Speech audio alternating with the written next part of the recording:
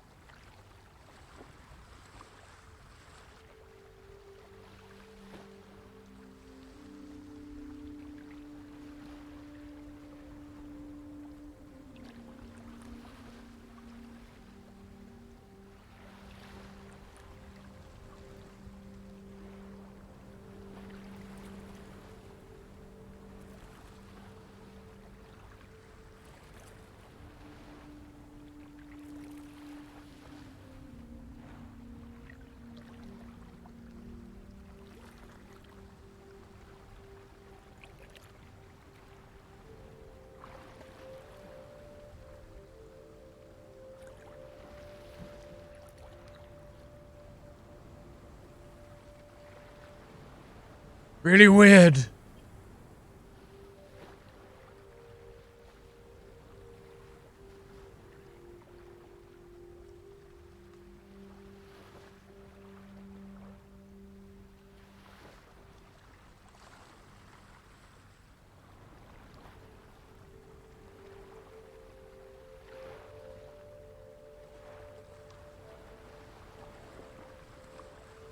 No. No, I didn't.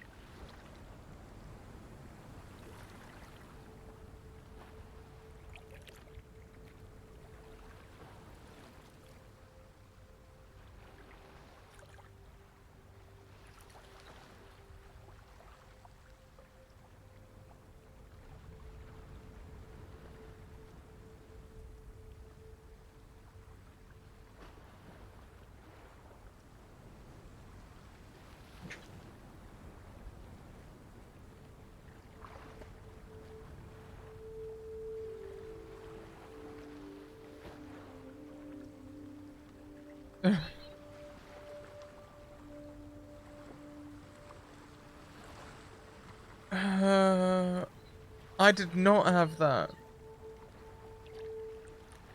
I used to go to school.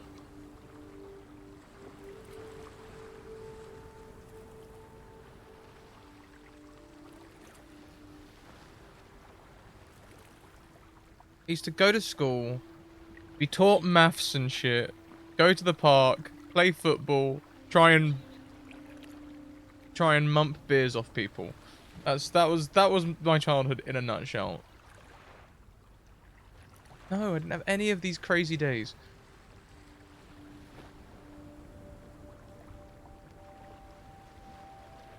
That was about 14 for me, I think. Okay. Yeah. Are we already... Hot mic? My mic's been hot this whole time? Well, everyone, you've got a little insight into my childhood there. God damn it. I could have sworn that was not hot just seconds ago. Well, just me. Just me.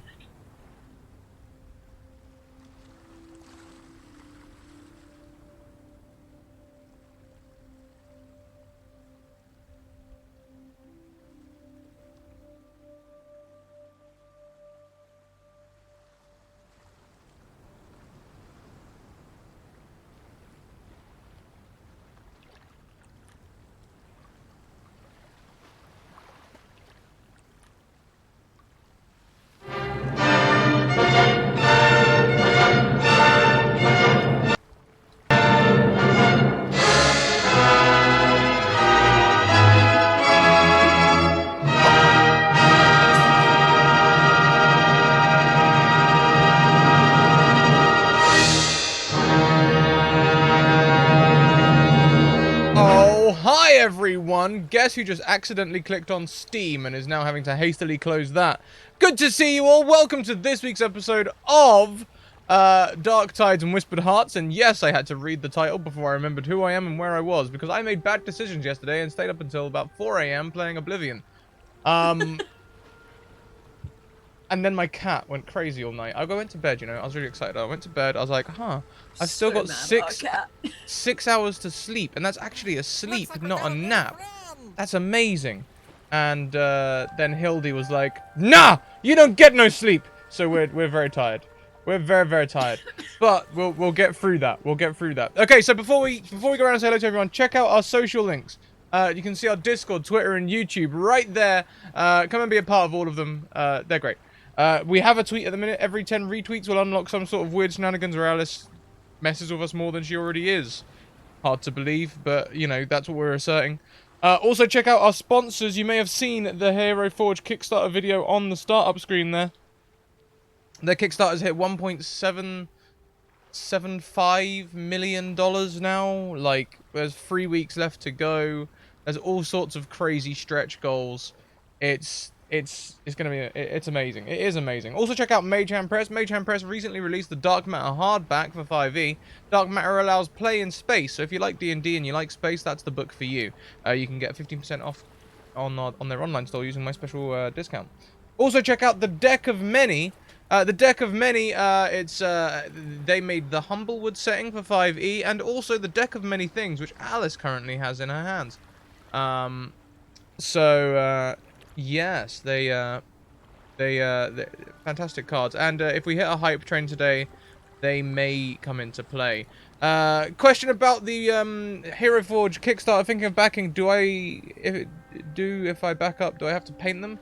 No. Ryutama Robe. It's printed in colored resin. They come in full color. That's what the Kickstarter is. Full color minis. Anyway, let's go around and say hello to everyone. I know Alice's throat is struggling today, so I will take on the introductions. But you should check out Alice. She's an amazing photographer. She's got a great Patreon.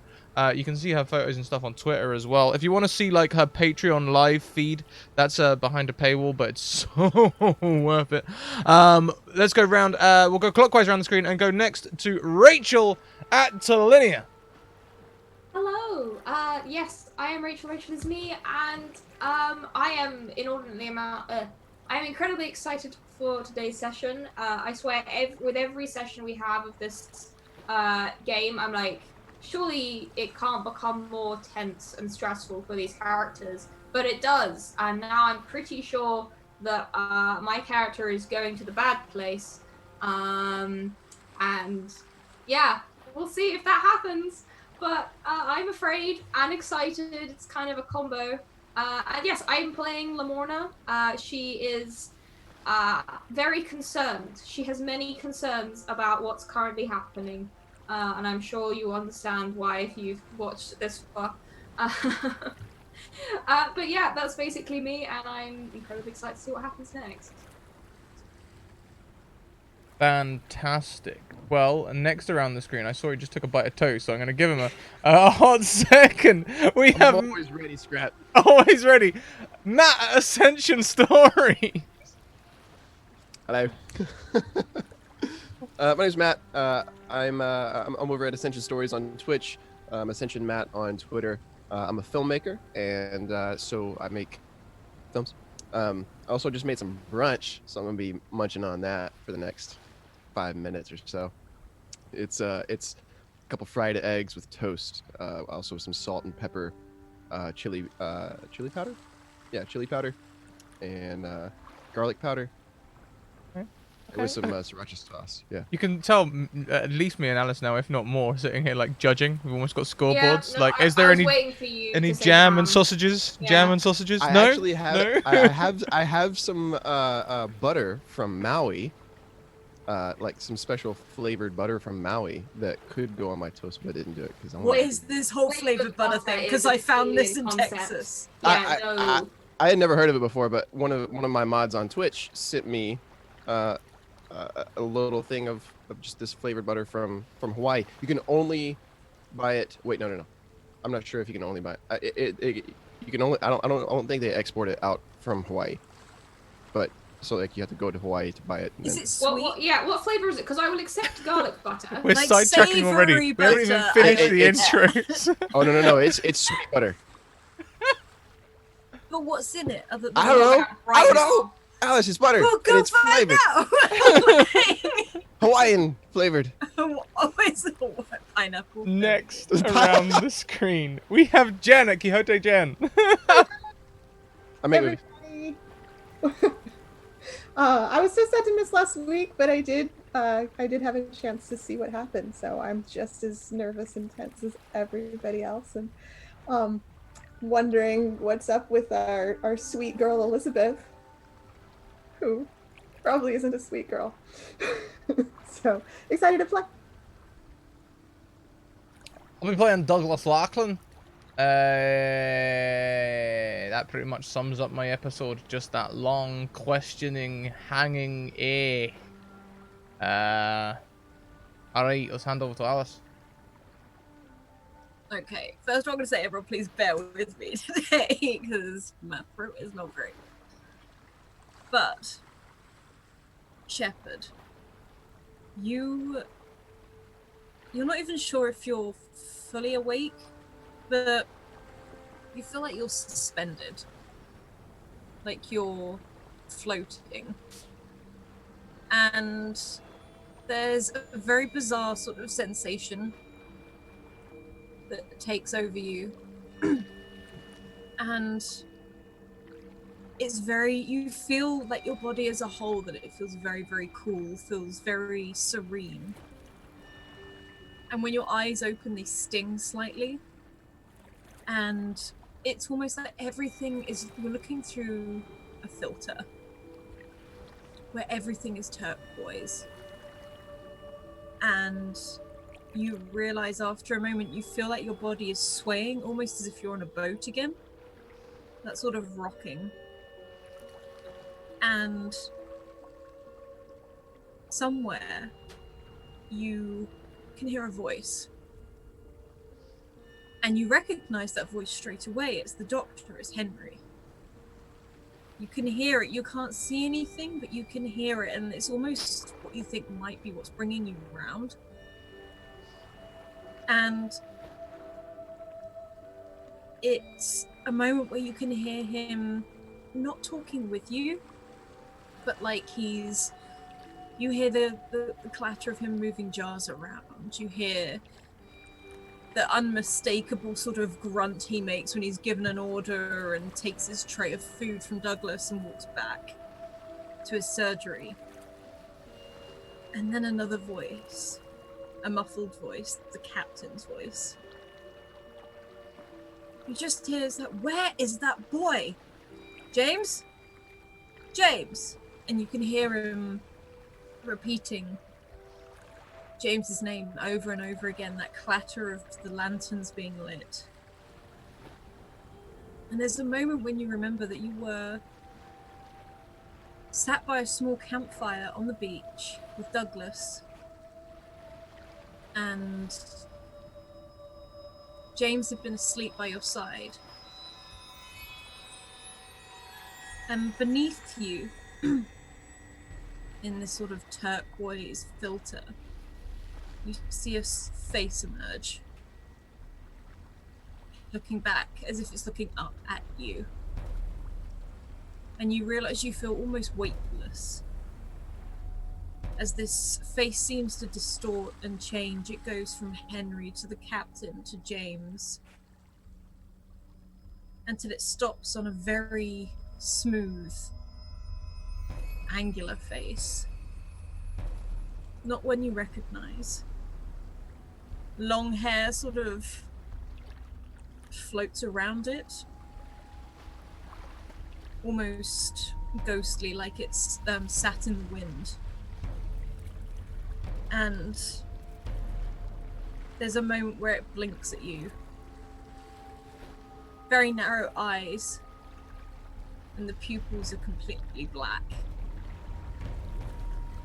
And there's a moment where it looks like these very thin lips part briefly, as if it is trying to talk to you, and you see razor-sharp teeth just for a split second. Could you roll me a beyond, please?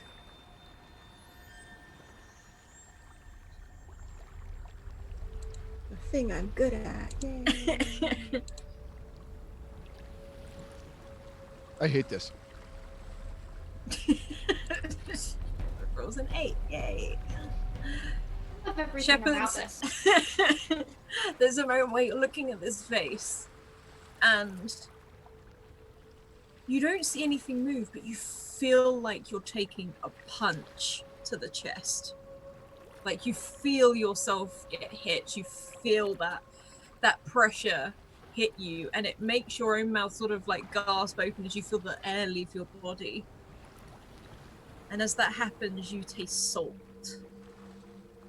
And you realize this suspension. You are face down in water. Very clear water. And then there's another punch as if you hit your chest again. And you realize you're drowning. What would you like to do? Face down in the water. Am I able to lift my face up out of the water? Am I at the surface? Yeah, you can feel yourself like at the surface. You can't. You're definitely very aware as you right yourself. You take that gasp of very cold air, actually. Very, very cold air as you sort of right yourself. And you feel like your eyes sting with salt. You can taste it. It tastes awful, but you can feel the cold air enter your lungs. But you're also very aware that your feet don't touch the bottom. You're almost just like treading water. And if I look around, is it dark? Is it light? Can I see land? You can see land. It's not far at all. It looks to be like a 3-minute swim. It just looks like you've gone just out of your depth. And Right. You can see further out.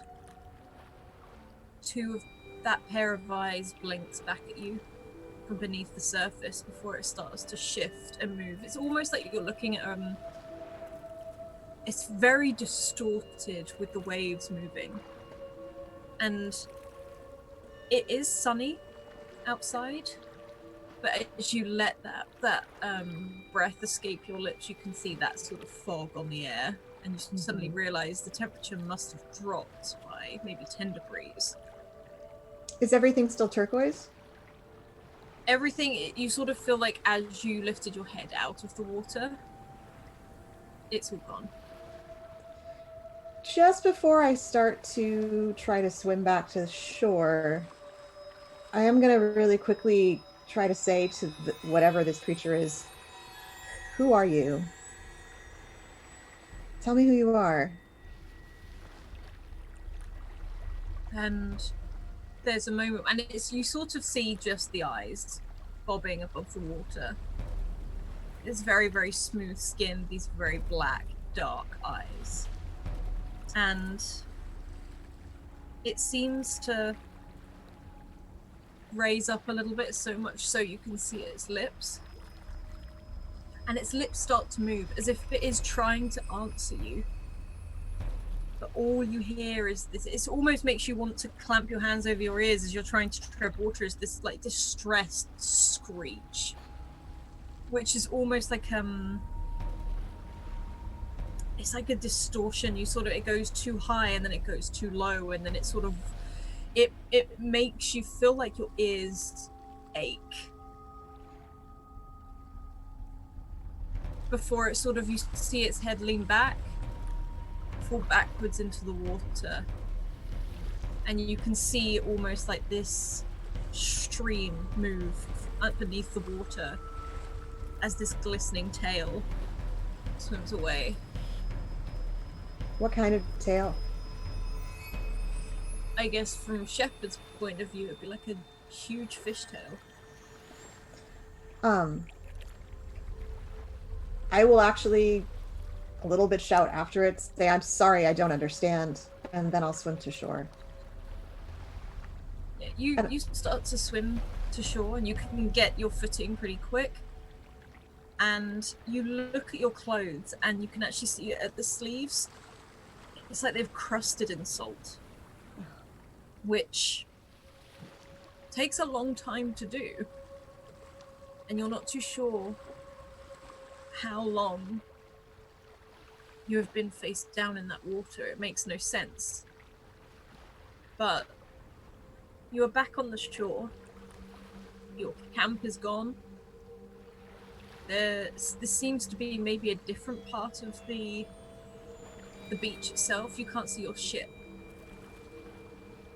And James is nowhere to be seen. And I assume no Douglas, Wyatt, or Lamorna either. None of them. I'll call their names. Douglas, Lamorna, Wyatt, James, anyone? And then start to head for the highest ground that I can find. Yeah, you have no reply apart from strangely what sounds like an echo of your own voice, but it is weirdly out of tune is probably the best way to describe it.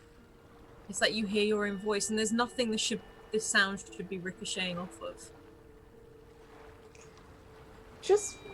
I'll pause for just a second and just say to the air, Lady, I don't know what world I've landed in, but be with me and guard me while I'm here. Help me find my way out. And I'll keep walking for higher ground. You walk for higher ground and soon you leave the sort of the shingly sand and you hit dirt. It's sort of almost very sparse, sort of grassy area. The grass itself looks pretty tough, pretty wiry. You've seen land like this before. And there's that forest again. And it seems to almost like it creeps up on you before you realise you're at the edge. And it seems to go up. And you start to head up. And you realise there's a slight dip as you walk in your own sort of footing. And you realise you've stepped in someone else's footprint. Look around for other footprints. You can see a set. It seems to be, you can probably tell, pretty good boots. Not very heavy set. Adult? Definitely adult. And they're walking into the forest. Do they remind me in any way of the shoes that any of my people are wearing?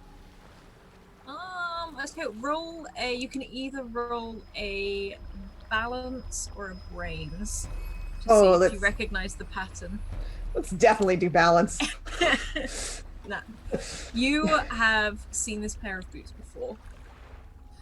because there's only one person on the ship who wears pointed toe boots because they're slightly too extravagant. It's the captain's footprints. I will follow those. I will definitely follow those.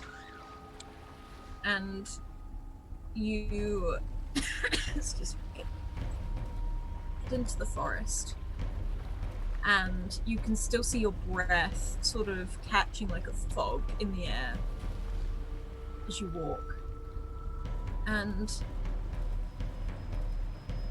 the best way to describe it is that you feel like you're being watched, but you have a distinct feeling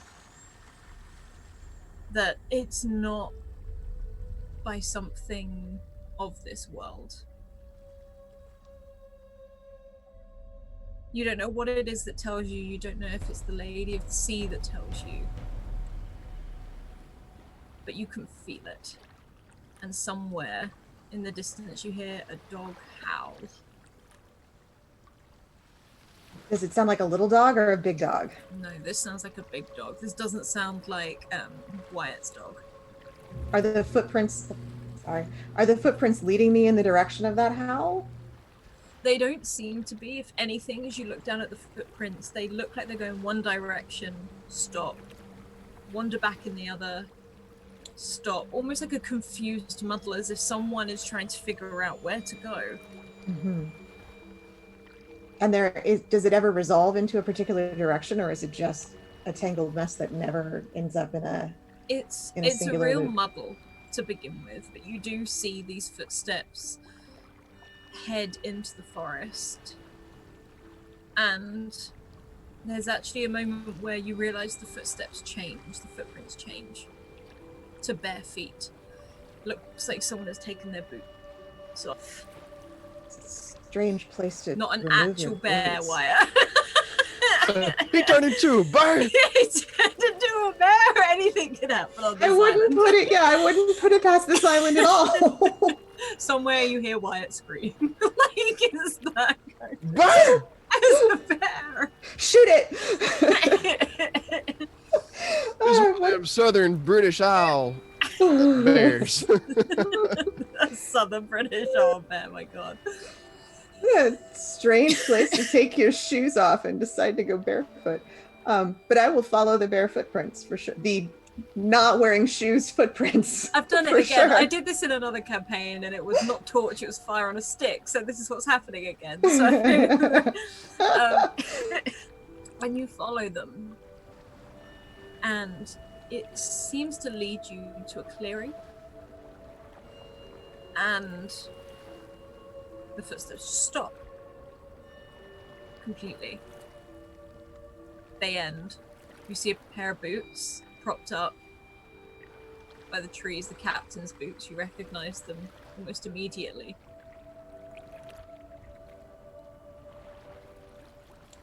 I'll call for the captain. Captain, are you here? Are you around? Hello? Anybody? And take a second and listen. You roll it beyond for me, please. Happily. Not so happily. You stand there for a moment, and as you call out, you hear your words called back to you. Captain, are you here? But you hear it in the captain's voice. Well, I'm gonna inspect the boots, and I have the ability to hold an object and understand, I think, the last person who touched it. Can I roll for that? Yes, you can. Yes. Depending on how I roll, I can ask a certain number I was of gonna say that questions. are Yeah. questions. Ooh, not as bad. Okay. Do you have the questions, or is this something? Just checking. Left my I've notebook got in them. the I've got other them. room. I've got Sorry. No, it's fine. I'm just checking which ones are the right ones. Okay. Let's have a look. What was your class again? Sorry. I don't remember which is class, but True Believer and That's Old Sea Dog. That's it. just make sure I get the right questions. Usually I have them in front of me, but of course the time I use it, I don't. That's all good.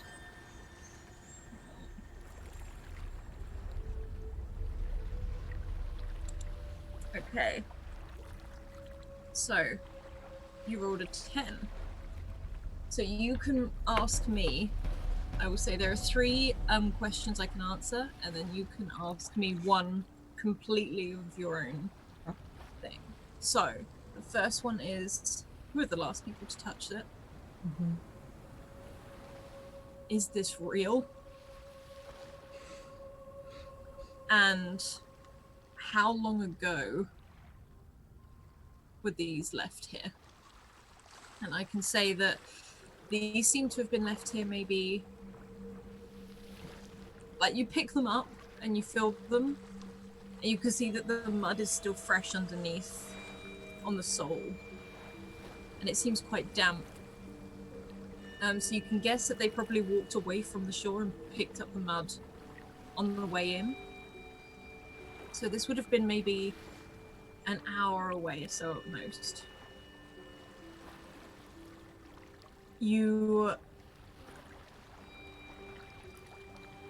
These are real. You recognize them. You've probably maybe even polished his boots before at some point over a conversation or something like that. You recognize these boots. And they seem to be as if, other than the mud, they seem to be brand new. As if they were made that day. Which they definitely weren't brand new at the beginning of this voyage. If anything, at the beginning of the voyage, you would have known them as his tatty pair of boots that he loved so much that he would always wear them. All right. And the last person to touch? Seems to have been the captain. If I have that question that I can... Was the person who touched it living or dead? The last person who touched it. The last person who touched it was living. Okay. I'm going to hold on to the boots and keep looking around and see if I can find the captain. And if there's no trail to follow at this point, I will start going off the trail looking around the woods. Okay. Calling his name. And you start to wander the woods, calling for the captain. And we're going to hop over to Wyatt, Lamora, and Douglas, who have just entered these, either their childhood home or the home they last stayed in. And Douglas, as you step into this house over the threshold, what does your house, your childhood house, look like? Is there a hearth in the, I think that there is a fire lit in there, but what does the kitchen look like? Who did Douglas grow up living with? Douglas. I'm muted. Hi. Am I still So muted? Okay. What does your childhood home look like? And who did you live with? There is you can definitely feel the warmth of the fire, but what can you smell? It's certainly wood smoke. Weird, eh? Back here for... Left when I was a wee laddie. I lived with my father and my mother, but I didn't really see him much. My father was a huntsman, a Highlander, and my ma, you know, they kind of kept to themselves. I spent most of my time with a groundskeeper.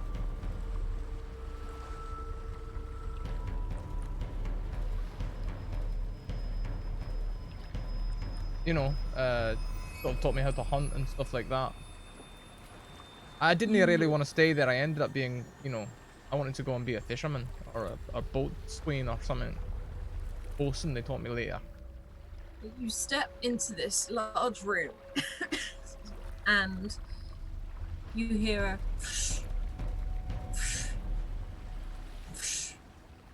and by the fire sits this groundskeeper.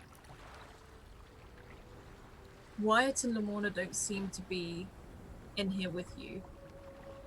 The door is closed behind you. And this groundskeeper is sat there. He's got a boot on one hand and that brush, as he's trying to clean off what looks like mud. You hear him sort of knocking the boot against the side, checking it. And there is that very nostalgic smell of wood smoke. It's like you've stepped back into a point in time as this groundskeeper, this big sort of grayish beard, grayish hair. He's an older gentleman. And he's also English, hired by your family. Is he new? Alright. Because there's no way I'm doing a Scottish accent with this throat. Just so you're aware. That changes his name dramatically. I'll step forward. Alright, Jeffrey. How's it going? And these two very old but friendly eyes look up at you. Douglas? Aye. Is it? Well, good, you're back then. Pass me that polish over there. I didn't expect to be back, as it happens. What are you talking about?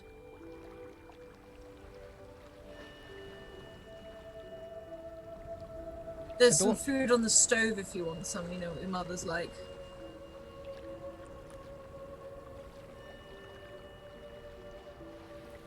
Jeffrey, I didn't think this is real.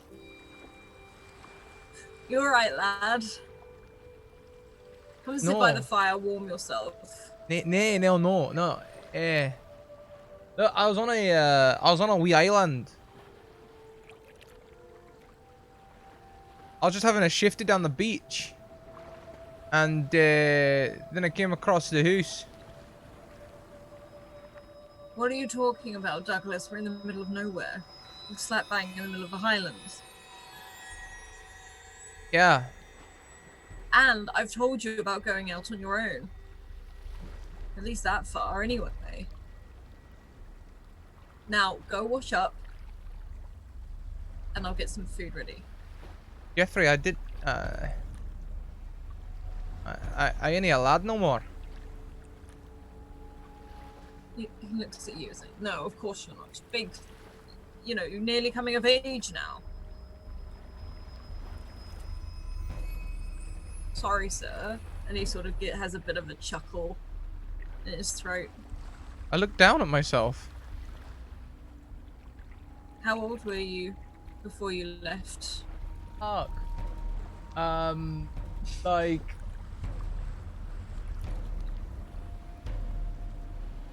Yeah, probably about 15. Yeah. And after a while, you can smell like this hot stew. You can see a couple of rabbits hanging up. And he walks over and gets this bowl is sort of thrust into your hand. He's like, eat up. Aye, yeah, I'll do that. I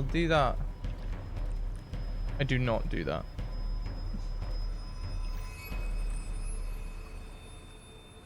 And he goes to sit back in that chair, and you can see that the chair used to sit by the fire with him, next to him. But he just sits down, doesn't seem too worried about what you're doing. And he starts to eat the stew. I'm gonna put the bowl down on the side and try and leave the room. Okay. Are you heading back towards the front door, or are you going through one of the other doors? Hell yeah, I am. I'm gonna get out of here as quick as I can. Okay. You open the front door, and you're looking in to the same room. Jeffrey sat by the fire, eating stew, as he looks over to you. Eat up, lad. Alright. Those. Gotcha.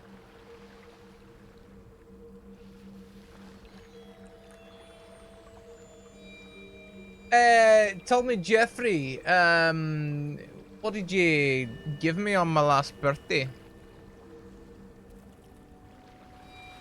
I don't tend to give you stuff, son. I tend to take you out. Your parents give you gifts.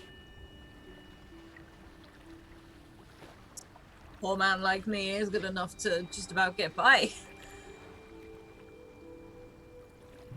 I'm looking around the room. Is everything exactly in place? Is there anything that seems off or weird or anything I don't remember? Is there a big There's- note saying go for the Exit. head? Doesn't seem to be anything, but you're now stood in effectively two rooms, like in the middle of this doorway. There are two Jeffreys, both eating Oh. stew. And he looks at you, he's like, oh, Great. it's a lie. I remember for your birthday, I did make you a bridie or whatever it is you call them. Aye, a beef bridie. Do you not want this? And he sort of picks the bowl up. Do you know, actually, I thought I was really hungry, but actually it turns out that I'm not. Is there a window in this room? He's just gonna vault. I'm just gonna run for it and just dive through it. Roll a brawn for me, please.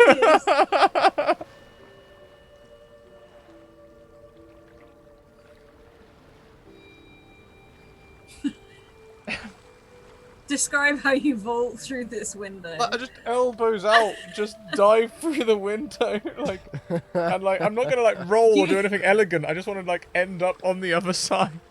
You feel the glass shatter. It doesn't seem to break on you. You don't feel anything sticking to you, but it does shatter. It breaks, and you hit that those wooden floorboards the other side. Roll onto a stone floor, and look at a pair of boots in front of you. You gonna eat this or not? Actually, no, actually, Jeffrey, because you're. This is fucking weird, and I'm not gonna be eating anything or touching anything or passing you anything or doing anything at all, really.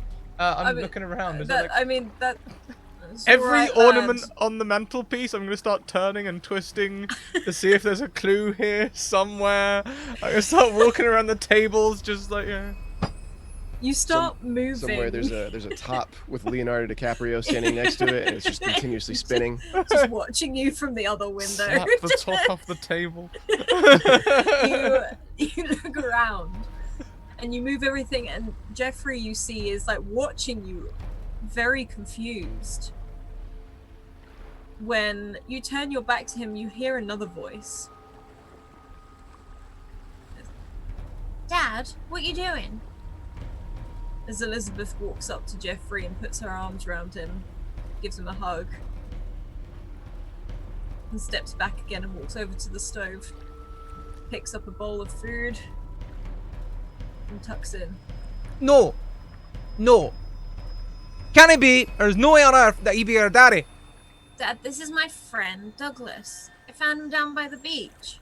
He didn't be your daddy. No. I deny it. And Jeffrey looks to Elizabeth and is like, well, I guess you were at the beach then. Yeah. There are holes in the ground that I can jump in. Anything. I looking at. I don't want to take my eyes off of me. I was at the beach. I was at the beach. You must be cold then. Have No. something to eat. No, as it happens, I made a stirring of stuff, ain't I? Born in the Highlands, laddie. Can I feel the cold? And he looks at you, and there's for a moment a slow blink. You slow blink at me. In fact, you're almost certain one of the eyes closes just before the other. Going for a wee wink there, were you? And he looks at you. Come on, Elizabeth. Sit down. Eat up. And Wyatt and the Mourner, you do see each other. You both step over the same threshold. And Lamorna, it almost fades away, the house you see originally. And Wyatt, what does your childhood home look like? And who did you live with growing up? I lived with my mom. I didn't have any brothers or sisters with me in this house. But I was told that I had some half brothers somewhere else. Probably where my dad was. But it was just me and my mom out on some land that she owned, and with it being just her and me, when I was little, people would come up, and try to take it from us. But she's the one that taught me how to shoot, and there wasn't nobody that was going to take anything from her. And so it was, we would go into town whenever we needed anything, and then when I got older, I would stick around in town. But when I was home, there would always be a fire in the fireplace, in the kind of the stove place at night, and we didn't have a lot, but we had some pots and pans in a kitchenette, and small wooden table that she paid somebody to come make for us. Just 2 chairs. That's all we needed. And 2 small beds. It was all one room. Didn't need more than that. A couple things hanging up on the walls. One thing was for sure though, there was a hook, a nail on the outside of the door, and that's where I hung my hat. She always said that a gentleman never wears a hat inside. I don't count a boat as inside. That's different. So, but going in my house, I would have taken my hat off. Do you do it this time? Yeah. The more you watch Wyatt hang his hat up as you step into this home you don't know.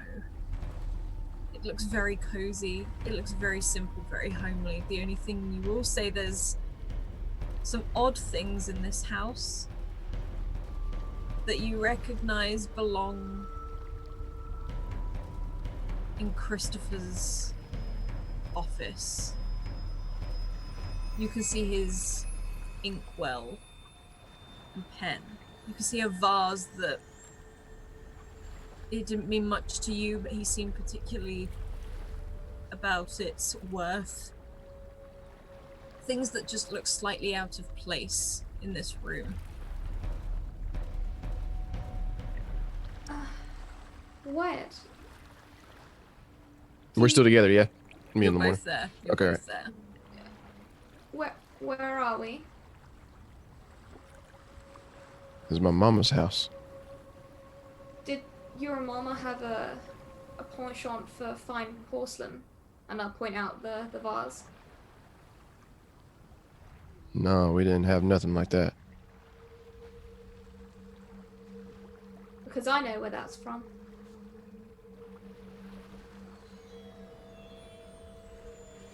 I don't like this place.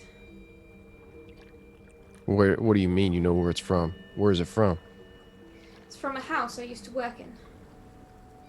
My previous contract before joining the captain in this company. There are little things all over this room from where I used to work.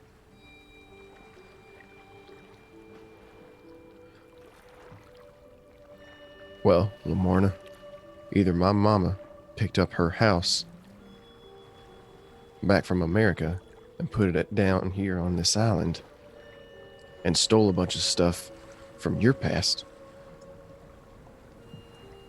We've got another one of them situations where it seems like somebody's messing with us. I highly expect that to be the case. Hmm. Let's stick together, alright? I agree. Can I pick this vase up just to see if it's real? yeah, you pick this vase up. It seems very real. It's actually got quite a weight to it. And it feels cold in your hands, as if it's been sat there for quite a while. It doesn't look like it's handled often. It doesn't look like the sort of vase that people handle. It's definitely decorative. I hold it up for a moment as if I'm gonna smash it on the ground and just throw it down, but then just put it down gently, just with a jaw clenched. And as you sort of hold it up above your head and you sort of feel your fingertips dig into it, the front door opens again. And you hear a sigh of, "Oh, it's hot outside," as she sort of closes the door, and Wyatt, your mother, walks in. And she stops and looks at you.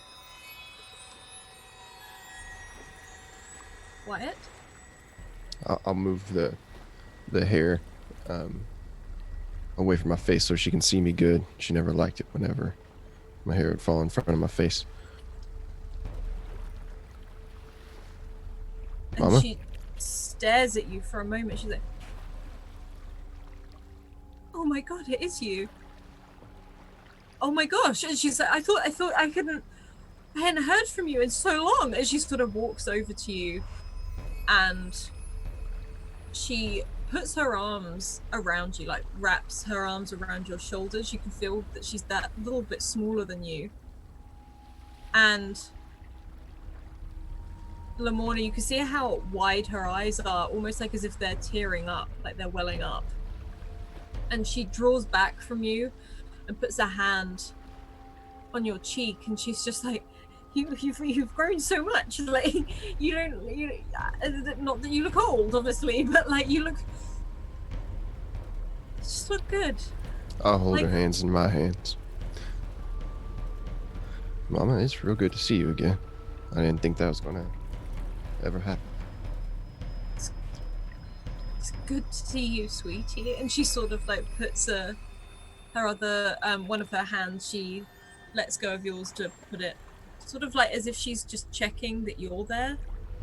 Like you can feel her push, even though you've pushed your hair out of your eyes, she still pushes it back a bit more. Like it's not quite far enough.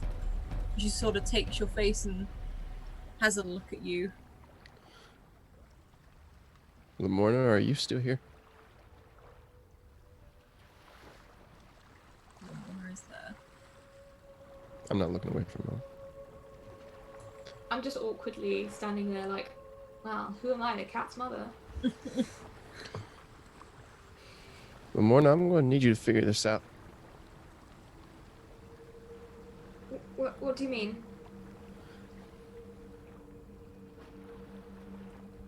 Just figure out what's going on.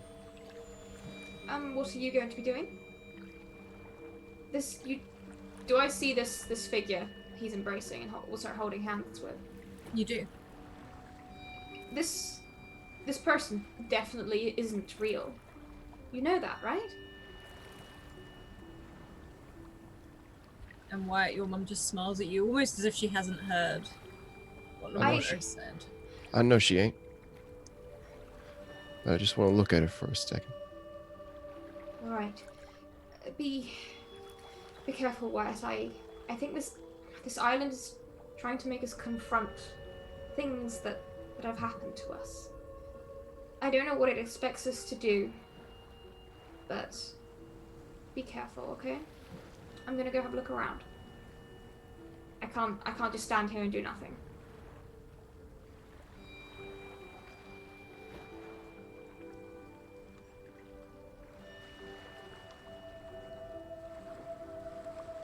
And you both stand there for a moment. Mm-hmm. And the door opens again. And your mother looks probably the same as the day you left her. And an older man walks in, puts his gun down by the side of the door, stretches for a moment, goes, "Come on, lad," and starts guides a child in. A young Now, who boy. the hell is this? And this man doesn't seem to see you, doesn't recognize you. It's like he doesn't even see your mother, and your mother doesn't see them.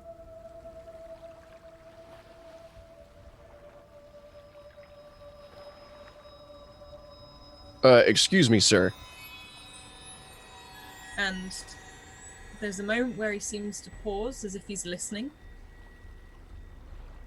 as if he's trying to hear something. Yeah, right here in the middle of the room. And you see him sort of like rub his chin, and he takes his hat off as he walks inside, hangs it up on the hook, and sort of shakes it off, and he's like, "Come on, Frank." And this little boy, however, has stopped and is looking up at you. If he tries to take another, like a walk a little bit further into Mama's house, then first I'm going to say, Mama, do you recognize this man? And she looks at you, looks around for him and says, "Who, sweetie?" Excuse me for 1 second, Mama. Of course, I will get the dinner on. It's so nice having you back. And she sort of walks over. And I wanna reach out and put my hand on this kind fellow's shoulder. You sort of go to reach this gentleman's shoulder, and your hand passes straight through. And for a moment, you sit there. You stand there and look, and I was about to put some weight on him. You might so, even fall through. Yeah, I think I might lurch a little bit forward. You sort of lurch forward, and you realize you go straight through him. And there's a moment where he sort of shivers and walks. He walks across the room himself, takes off his jacket, and he's looking around like he can tell something's here. And he hangs his coat up. And he turns and looks back at this young boy with sort of dark brown reddish hair, and he sort of seems to say something to him, but you don't quite hear it fully. But you do notice the little boy is looking at you, almost with like a wild confusion, as if he's not too sure exactly what he's seeing. And the father sort of walks over towards the stove, walks through your mother. And Does she react to that at all? She doesn't seem to react. But you see him pick up the same like kettle she does and go put it on a stove separately. Okay. I'm going to turn my attention back to the little boy, and I'm going to kneel down on one knee, just kind of get on his level. Is your name Frank? And he slowly nods. You can see he's nervous as he's sort of wringing his hands. Well, Frank, my name's Wyatt. Hello, Wyatt. And you hear the father turn around and say, "What'd you say, boy?" And he's like, Nothing. and looks back at you. Okay. I'm going to ask you a couple yes or no questions. All right, Frank? You can just respond by nodding your head or shaking your head. We don't want to upset your daddy, okay? And he nods. So you can see and hear me. He nods. Can you see a woman in this room? And he looks at you. My mama doesn't come back yet. You can't see either one of the women in this room. And he looks around. And you can see he looks like he's got quite a set of scared eyes. And shakes his head. Okay, good, because that was a trick. There are no women in this room. And he looks very relieved.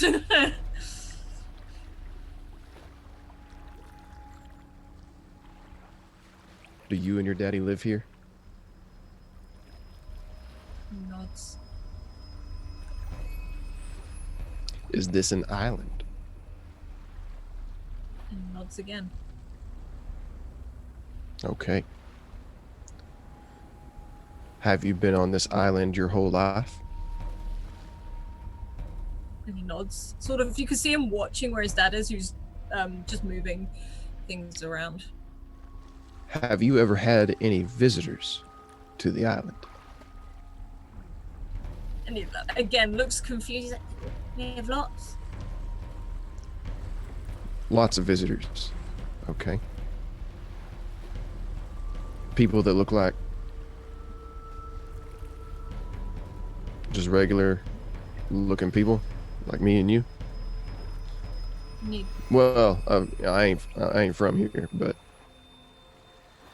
he sort of pauses. He sort of takes a moment to think, and he. Dad used to look like you. He has a hat like that. does this fella, Alice, does he look like one of the old boys back from back from the West, or You can definitely see the resemblance. Yeah. And it's more that you're watching habits than anything else. So Right. you can see that excuse me, the there's things that make it look like definitely has more, I guess, the style of clothing that you wear, particularly with the hat, but it doesn't look American. It's like the hat might be the only American thing that this person has. okay. Okay.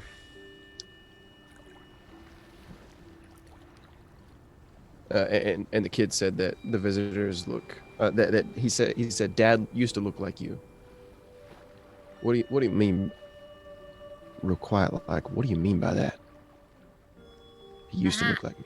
The You hat. walk funny. Well, I ride a horse, son. Uh-huh.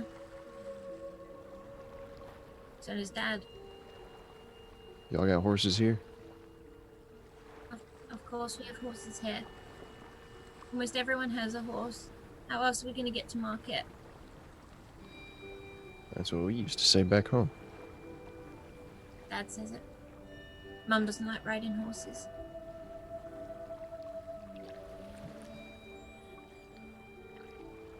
Can you show me one of these horses? Okay. Yeah, you can And- take me there. He almost offers his hand out to you and starts walking towards the front door.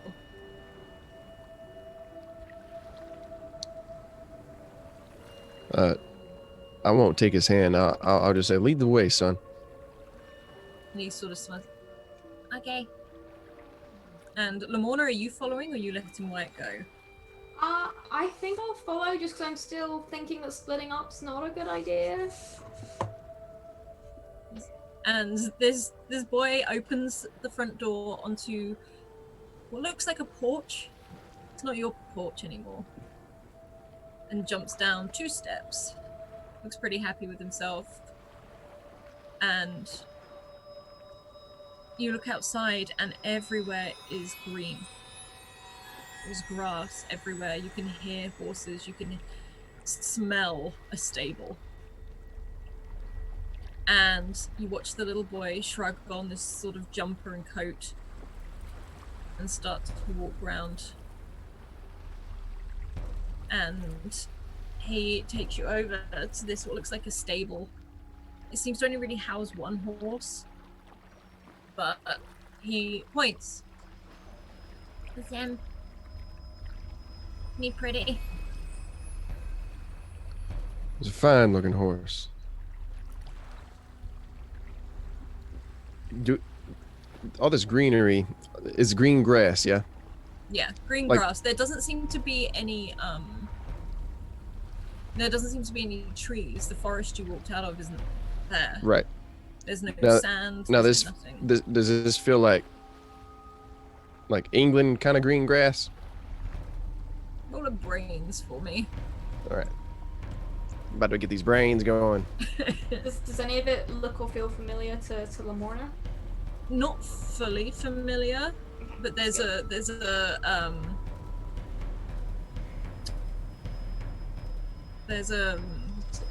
sorry, my brain. There's like a resemblance, and it's more that this is very green. Like in like they seem to get a lot of rain here. There seems to be, you can see the sun and Lamorna. You can see what looks like the edge of a cliff, and it's in the distance, but you can hear the gulls. And suddenly, you shouldn't be by a cliff. You walked up a bank. This is like a house on a cliff edge. And the little boy looks at both of you. He's just like, I've only got one horse, but Dad rides it mostly. I'm learning though. Show me. Okay. and he sort of, you see him walk into the stable and roll me a beyond, actually, Wyatt. All right. Okay. You watch this boy saddle a horse. All right. Okay. Yeah, just trot around a little bit and just. Well, tell you what. Why don't you show me where you go and I'll follow you. I'm not allowed out too far. I just do a trot around the house. And he starts to All right. move the horse. Hey, tell you what. If I ask your daddy if we can, if you can show me where you guys go, where y'all, you guys ain't a thing that we say. Yeah, we say y'all. Where y'all go. Daddy Would says that be all right? y'all. I don't know what it means. Mum hates it. Yeah.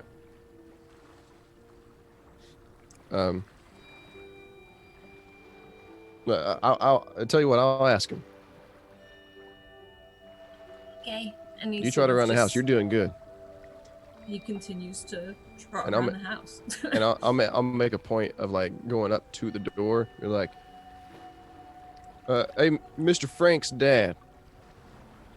Is it all right if we go out a little ways? I promise I'll look after him. Okay, will do. We'll be back before dinner. I'm just gonna glare at Wyatt in a way that says this will never work. This will absolutely work.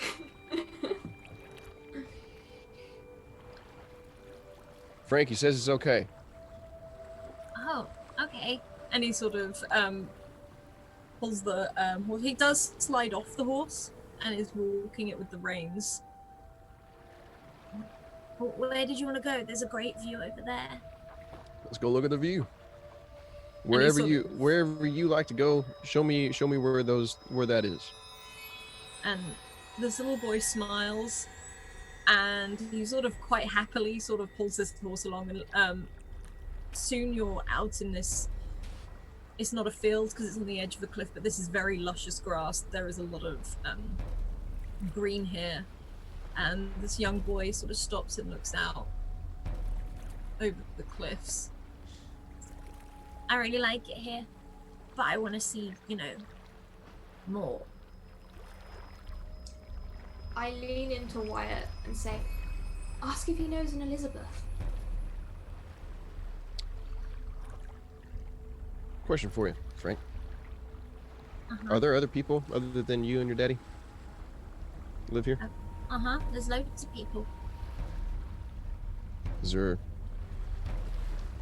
other kids like yourself? Pauses. I mean, I play with John once all my chores are done, but otherwise I sort of keep myself to myself. It's quite a way walk into town, and it's quite a trip when we do it. You ever seen a little girl I know what a girl is. in a white dress named Elizabeth? No, I'm not allowed to play with girls. Hey, is that a rule from your daddy And mum. and mom? Well, that's good. They're nothing but trouble.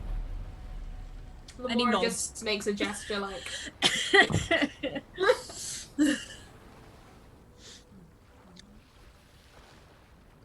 Frank, would you point which direction the market is? And he looks confused and he points towards one of the paths. What's that? Well, it's a way old walk, like a day's walk to Cork, but you can see it all the way down there. I'll look down the direction he's pointing. All right, Frank.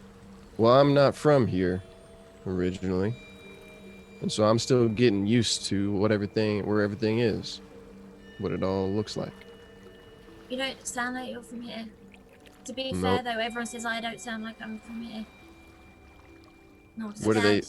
Where do they say that you sound like you're from? I don't know. I get told I sound a bit of a mix of American and what my mum sounds like. Alice, Cork rings a bell. Is it in Cornwall or the Isle of Wight? It's in Ireland. It's in Ireland. Okay, Lamora probably wouldn't know that. I thought it might have been in Cornwall.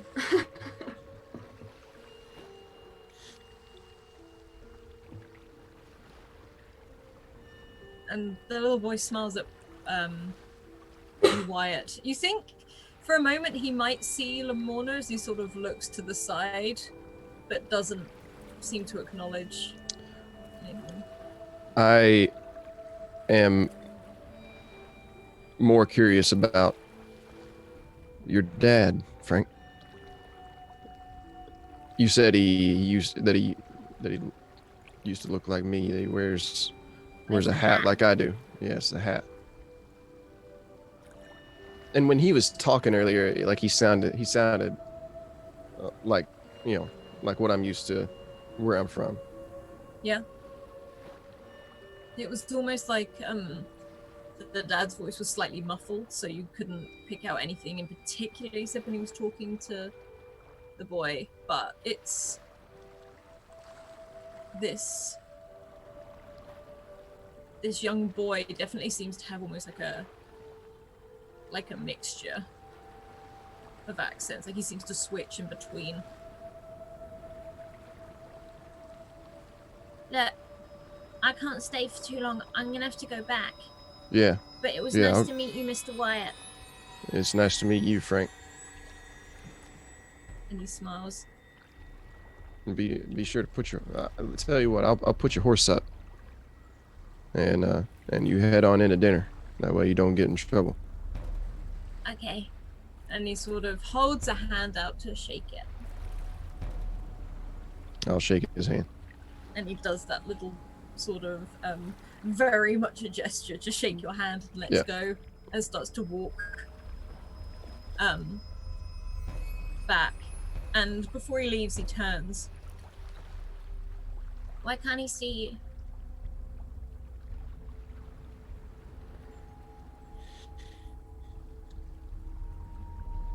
Frank, I don't know. There's a lot about this place that I'm still trying to figure out. Ask what his dad's name is. What's your daddy's name? And he pauses. Well, I just know him as Dad, but most people call him Mr. Peterson. I knew it! It's alright, you'll wake up in a minute. I normally do. And he starts to walk away. What do you mean? What do you mean people call him Mr. Peterson? Why do they call him that? Because that's his name. It's my name. Why else would you call someone that? I'm gonna run back to the house. Ahead of him. You sprint Wait. past. Wait! I just run after him. And Frank watches you go, Lamorna, this time. Almost confused that you've suddenly appeared. And he watches you go. He's like, I didn't see you before. No, funny that. Why are your eyes like that? Like what? What do my eyes look like? and he sort of looks like, They're real pretty, like little black pearls. Well, thank you. That's very kind. That's all right. I can't talk long. I'm not supposed to hang out with girls. and he starts walking back to the house. And as he does, you watch him fade away.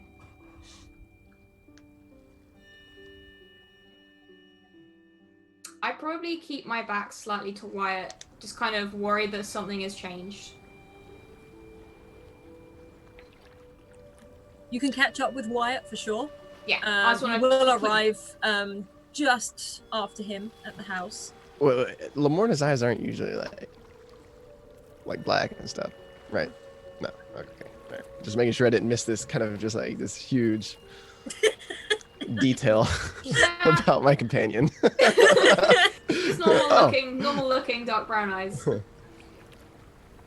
Okay. Yeah. So I'm a bust into the door. I mean, Lamorna, you see Wyatt just straight through this doorway. Wait. Like I was as if I was going into the tavern with the swinging doors.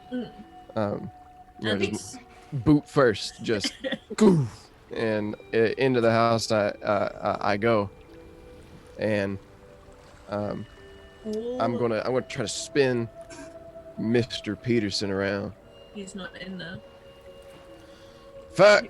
Your mother is in there, and she is there pouring tea and dishing up what looks to be just like some meat and veg. Doesn't seem to be anything too elaborate. And Lamorna, she looks to you. Hello.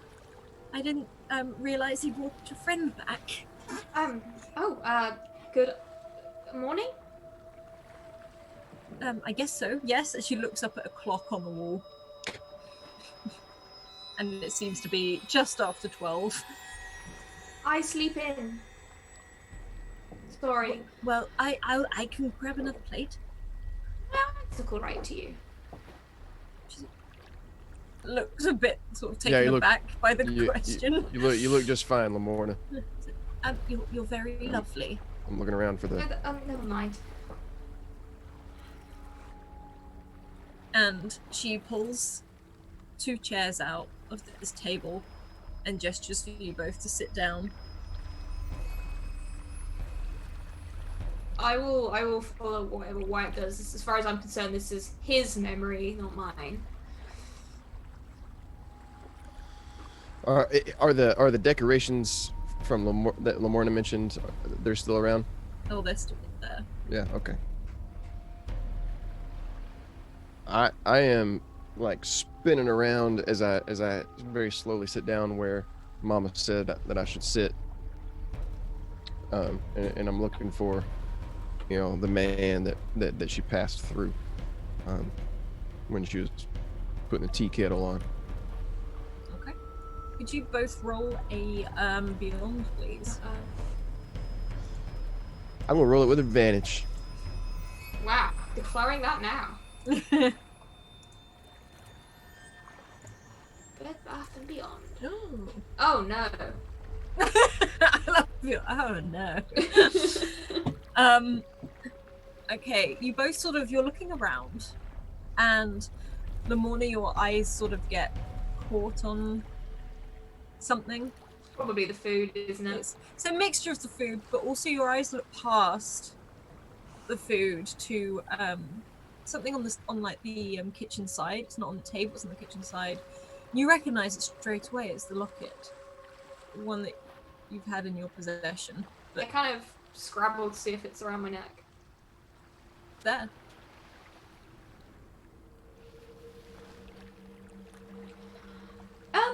Mrs.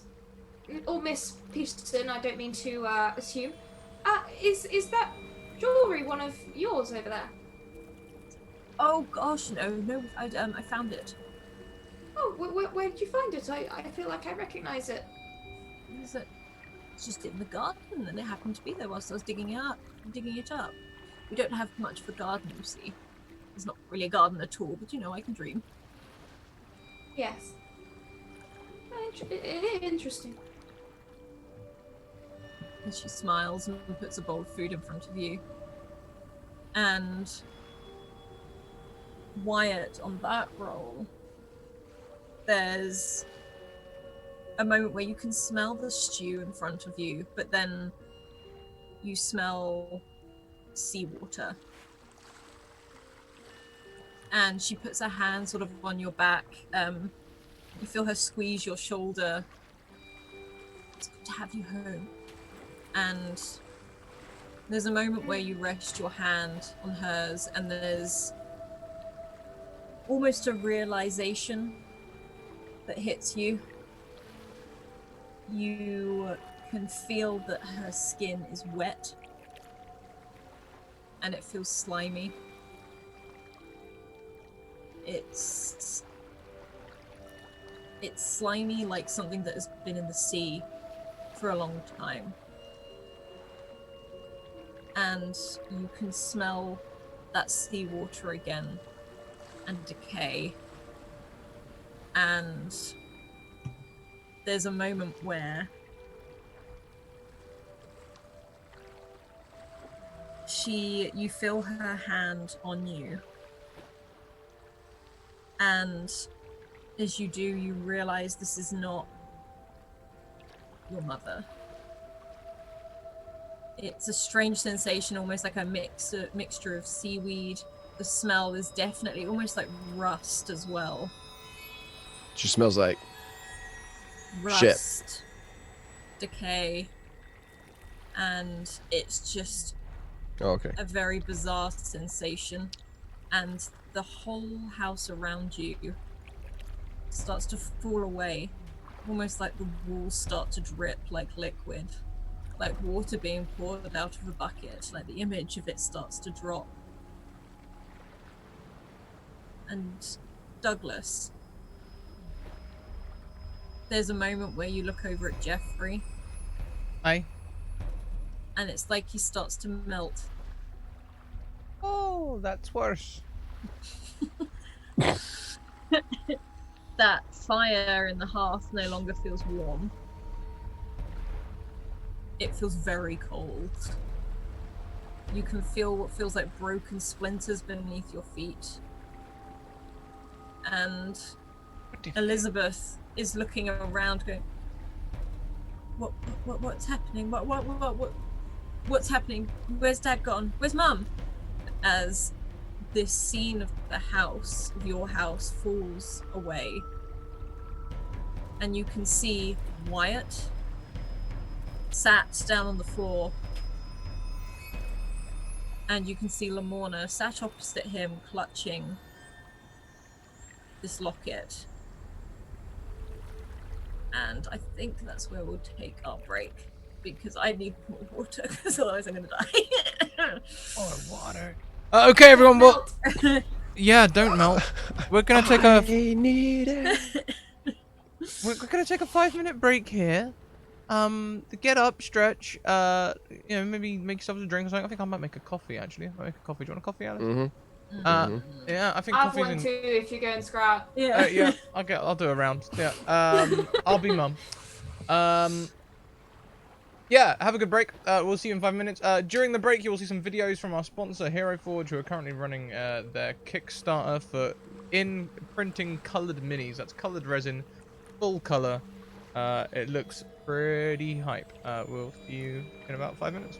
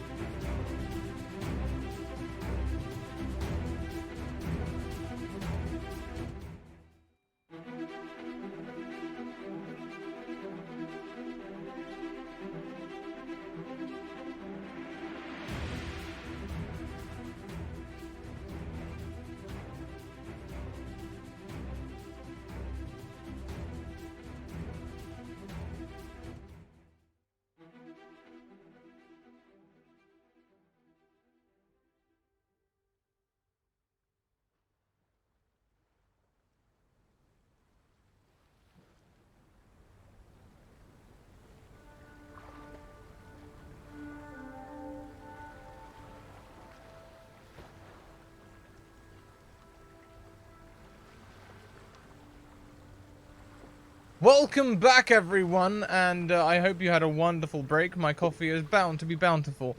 Let's head straight back over to Alice for more story. Freak us out, or do you want me to just dive in with Douglas? Because Douglas has some choice sayings. Not yet. I'm gonna jump over to Shepherd. What? What?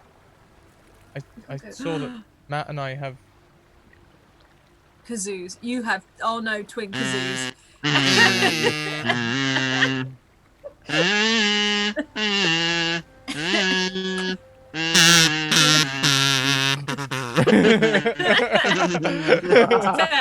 I used to play that in the Irish tin whistle, so I'm not going to judge.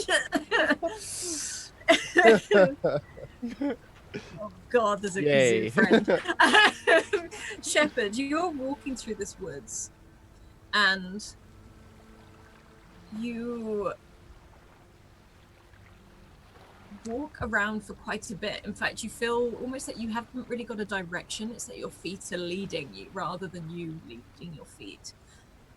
Every now and then you see a flash of color, and it's color you know it's from the captain's jacket, but you don't see it. It's almost like it's at the side of your vision. It's not quite there, and every time you look, it's gone. And you walk for what seems to be like hours and hours, and you're clutching these boots in your hand, and you suddenly come to realize you've been following the same footsteps over and over again.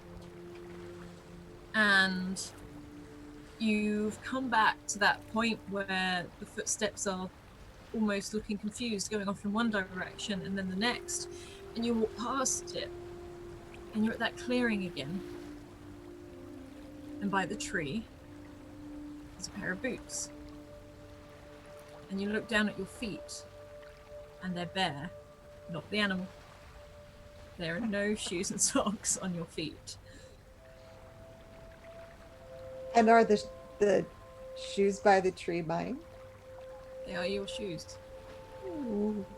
And the footprints, do they still look like the captain's footprints?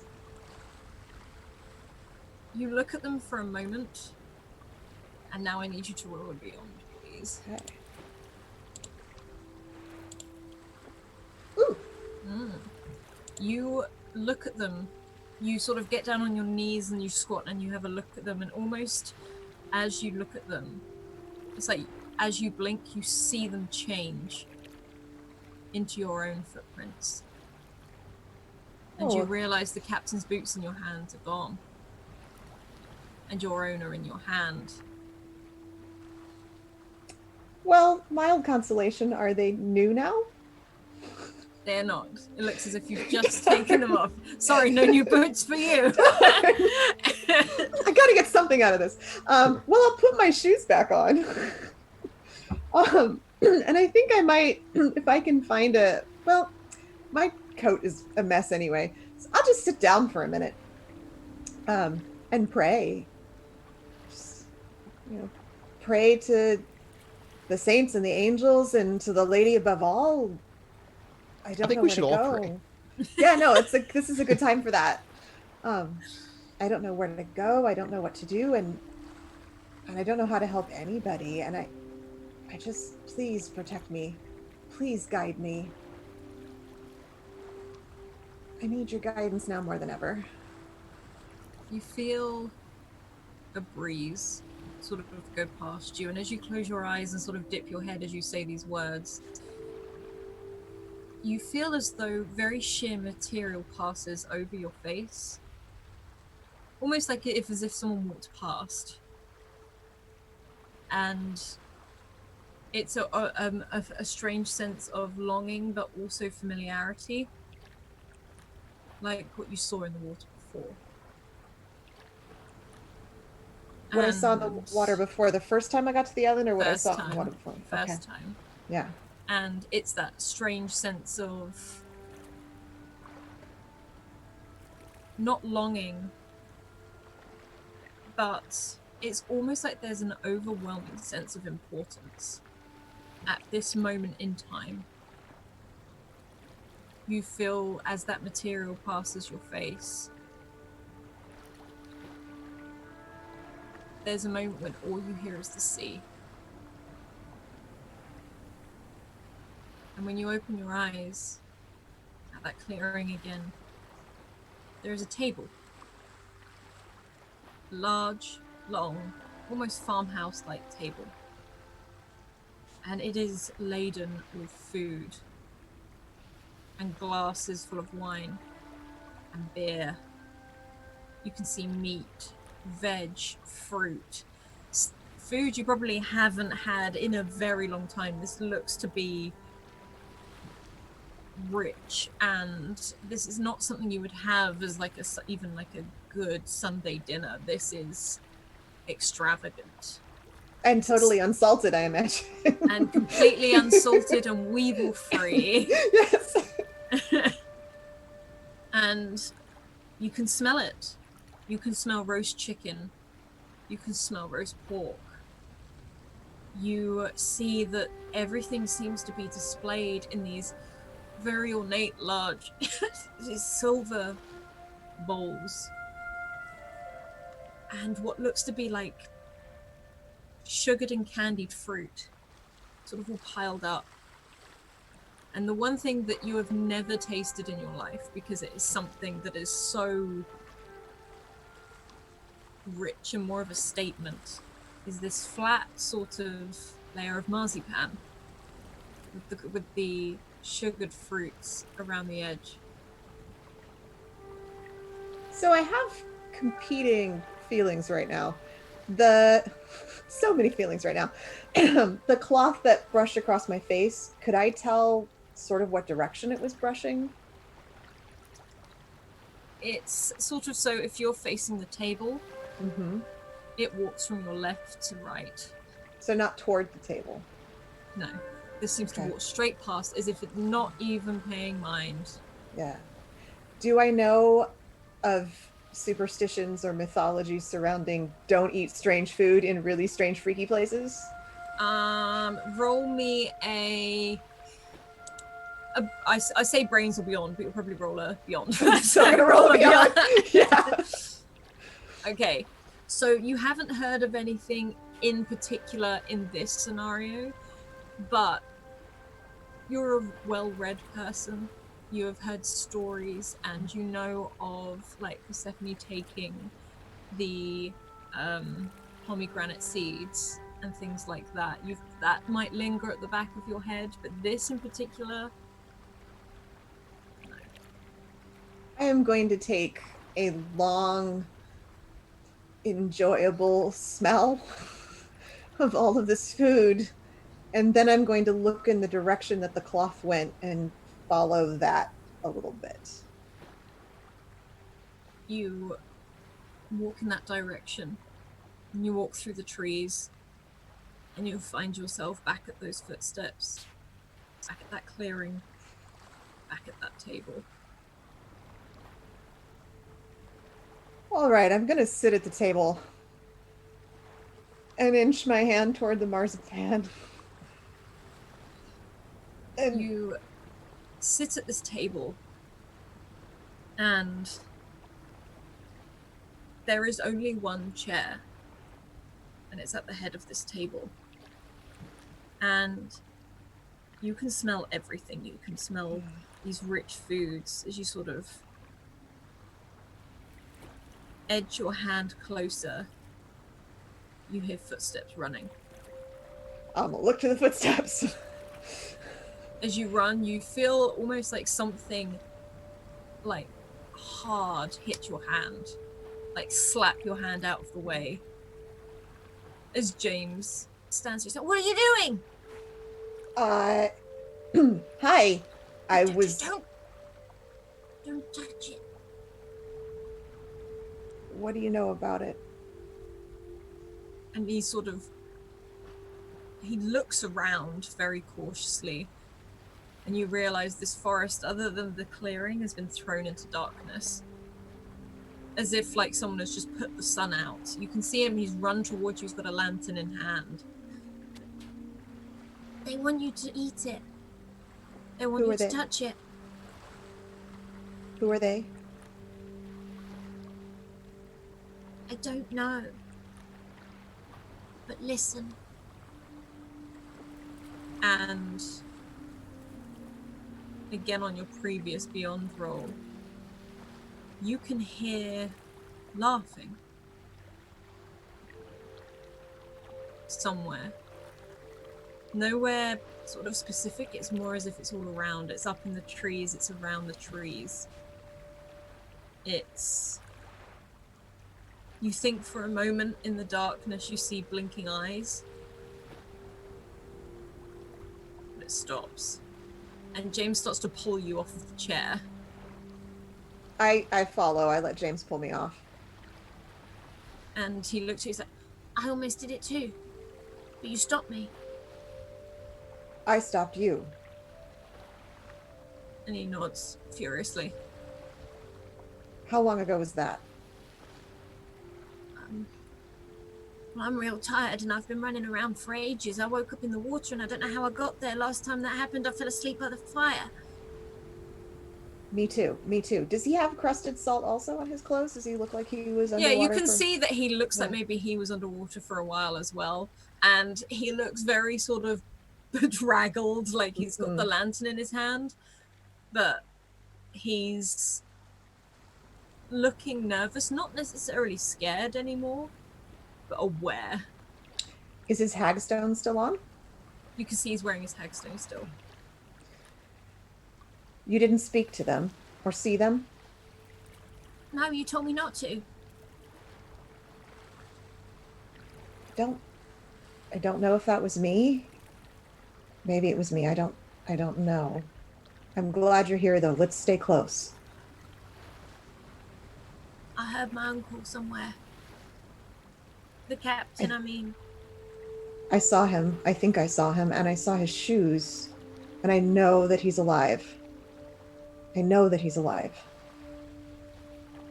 He was wandering through the woods, through the trees, and he looked real sad. Like he was looking for something. He's probably looking for you. He's probably sad because he couldn't find you. I don't think he was looking for me. What do you think he was looking for? I don't know. I don't know what he was looking for. But it weren't me. He was just saying the name Alexander over and over again. Alexander. Do I know enough about his family to identify that name? You probably wouldn't know enough, but after being with Douglas on the beach, you could probably you knew the name of his wife, you knew the name of most people because you were on the ship with him all the time, and you knew he lost a son after Douglas shared it. He's looking for someone that he's never going to find. I wish I could help him, but I couldn't catch him. I tried to follow too. He walked past a tree and just disappeared. I tried to follow him, and no matter what I did, I kept ending up in this clearing. You will. You've got to pick the right tree to walk past. It took me ages. Do you know which is the right tree? It's the one I came in on. Hold my hand, and let's walk past the tree. But don't let go of my hand. Okay. And he holds on and he starts to walk you past this tree. And for a moment, as you do walk past, it does look different. Where all the trees are called the same, you think this one just, whether it's the coloration of the bark or it's more that you can feel a breeze when you walk past it. As James keeps walking, I keep hearing things here whilst I was looking for you. I keep hearing the bell. And okay, you can't get mad. But I ran into one of them washerwomen. Yes. All right. What happened? I didn't I'm go not anywhere mad. near them. I didn't go anywhere near them. They're scary things, they are. Yes, that was smart. Don't go near them. But she spoke to me without her lips moving, and I ran away. And that's how I found the table. What did she say? And he sort of, I think she must be like crazy or something, because I don't know what a chime child is. A what? A chime child. A chime child. But apparently you're one, Wyatt's one, Lamorna's one, and Douglas is one, and Luke, and the captain, all of us. But you're not kids. Nope. Definitely not.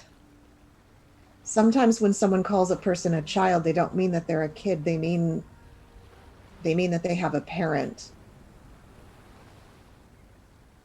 I don't know what that means either. Are you? Did she say you were? Yeah, but I am a child, I guess. I think I'm a man, but half the time Mum says I'm a child still. Half the time I feel like a child still. What does he mean? I don't know. All I can think is that it has something to do with this bell, but I don't have any idea what it means. I'm sorry, James. I wish I could help. And I can't find Wyatt, I can't find Lamorna, Douglas, or nothing. No, I can't either. I fell asleep on the beach and then I woke up alone. I'm glad I found you. I'm glad you found me. And he sort of squeezes your hand. Me too. And Shepard is trying really hard to steady his hand so it doesn't seem like it's shaking, so that James doesn't take in his fear, but it's definitely, his other hand is trembling quite a bit. All I can think is that we walk until we find something. Okay, well, I've got a lantern in case it gets dark. And I know I'm not the captain or nothing, but I think as soon as we find everyone, we fix that ship and we just leave. I agree completely. I agree. Where did you find the lantern? It washed up with me, still alight.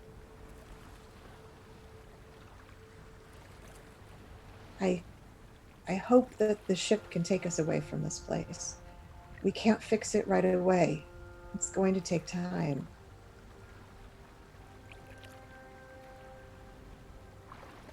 I think I'm forgetting things. And I Forgetting? don't know if it's because, one, I'm here. But we were in a storm, weren't we? Yes, we were in a storm. A really bad storm. We capsized by a wave. I don't think it was a natural storm or a natural wave. But the sea sent us here, yes. You don't remember? I do a little bit, but it's like the longer I stay here, the more I forget. Details, I mean. What I was doing on the ship when it all happened. You know? Maybe that's a good thing to forget. Sometimes when things are scary, we forget so that we don't have to stay scared. I'm not scared. So and it's you can something. see he's lying. He's completely lying. Yeah, I assume. Well, maybe it's the magic of the island then. I don't know. But it's okay to forget. Don't forget who you are. Don't forget who your uncle is. Don't forget any of those important things. But if you forget the storm, it's okay. I'll remember. And I'll remind you if you need me to. I wish I could write proper. Actually, I wish I could read as well. But, you know, like, to make notes of stuff that goes down. Like a diary or something. If we have paper, if we find paper and ink, I can help you. If we ever get out of here someday, I'll help you be able to read proper and write proper. I'd like that. Yeah. Because I know I mainly just like lanterns, but I want to do a bit more than that, you know. I think, I want to see my mum again. yes, we will get you to your mother again. If I do nothing else, I will get you back to your mother.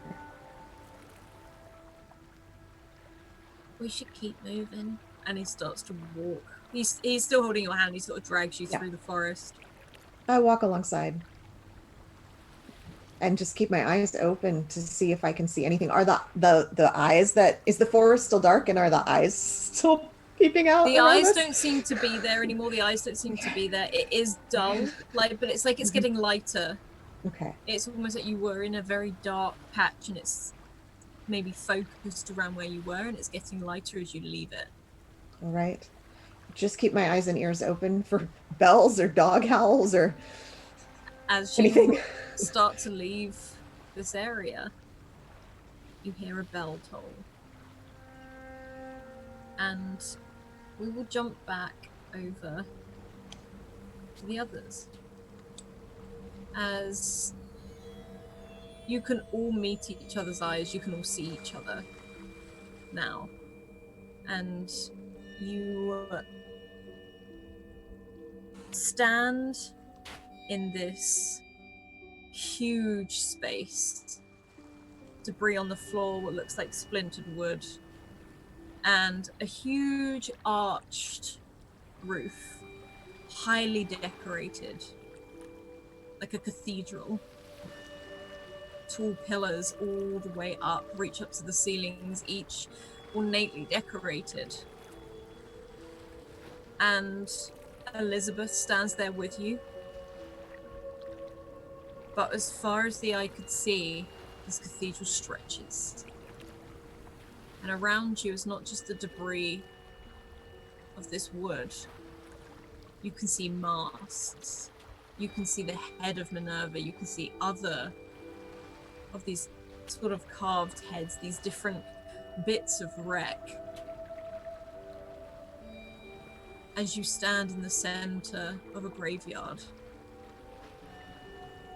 all of these headstones dotted around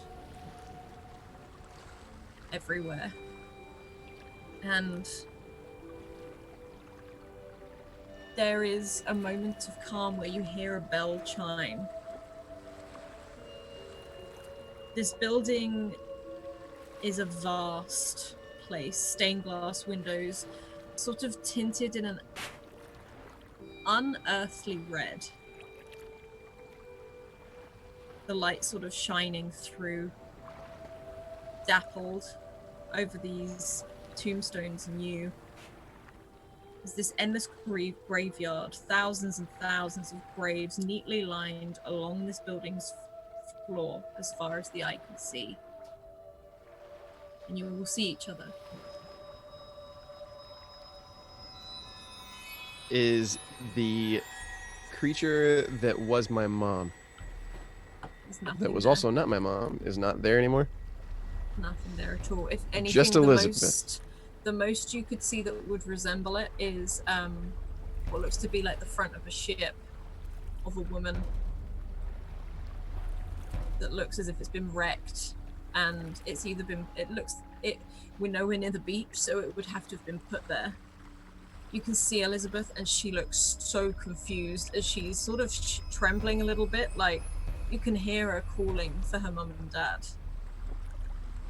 You can see Douglas across the way and Lamorna with you.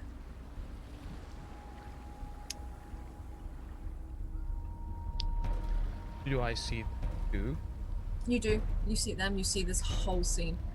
What in the heck happened? Is your head as screwed as mine? It's like I was going down there and a sieve. Someone was shuffling everything around. I couldn't do a thing. Yes, probably. I think so. Lamorna, did you see where my mom went? No, I was distracted. I was looking at something else. I thought it might have been an illusion, like a trick of the mind, but it was a different kind of thing. I think it was something else. Well, it certainly wasn't your mother. No, but I thought it was just a dream or something, but I think it was a real thing that just looked different. Maybe, I don't know.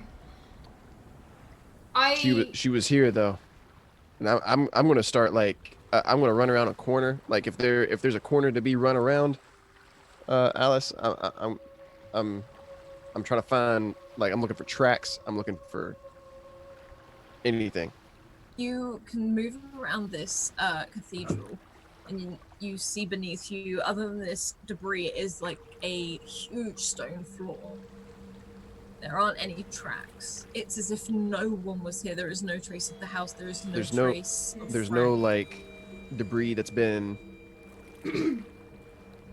accidentally cleared to one side, like where some feet might have accidentally pushed some stuff. There are no footprints whatsoever, other than you could probably see that where all four Is there of a you doorway? stand, there is a doorway. There is a huge grand doorway behind you, which you guess Okay. maybe that's where you stepped in. Alice, when you say this place is like a cathedral, is it like what you'd expect from a typical kind of old built like Catholic style cathedral? Is it visibly Christian? It is very visibly Catholic. Okay, Lamorna is just very, very, very confused and like, this doesn't make any sense. This is no place. This is no place for me. Who are these gravestones inside a building? Who are they for? And I'm gonna start looking at some of these gravestones, see if there's any names. You can see a lot of names. Most of them you just don't recognize. They're just name after name after name, and you look over all of them. You can also see some names of ships that it's almost that they've been given their own gravestone. But you don't see any you particularly recognize. You can, however, if you roll a beyond, Ooh, I can tell you some more. let's do it. Get better. Fucking rolled one last time. No. You walk around some of these gravestones, and there's some names there that you recognize. There's the name of James Reed, which you know is the cabin boy. You start to see other names from the ship, but they look hazy, like they're not fully carved. They haven't got a date. There's no date on any of the gravestones with familiar names on. That's good. It's not set in stone, so to speak. We have to get out of here. We can't be here. We have to find Shepard, find James. Did you eat anything? No, I wouldn't eat anything here. You were trying to get me to eat. It was like a figure from my past. It was like I was a wee laddie again. Yeah, we were at his mum's house. It was very odd, but we didn't eat anything. No, me neither. I Elizabeth. tried driving out the window, and I just ended up back in the room. Elizabeth, where is this? Do you know where we are? And she's sort of looking around, wild-eyed, and looks back at you. Who are you people? We're stuck here. We don't know why we're here, but Where we did need my help. mum and dad go? I don't know. I don't know where anyone is. Have you ever been here before? But my house was supposed to be here. It's always been here. I don't understand. It's alright, we don't either. You're not alone.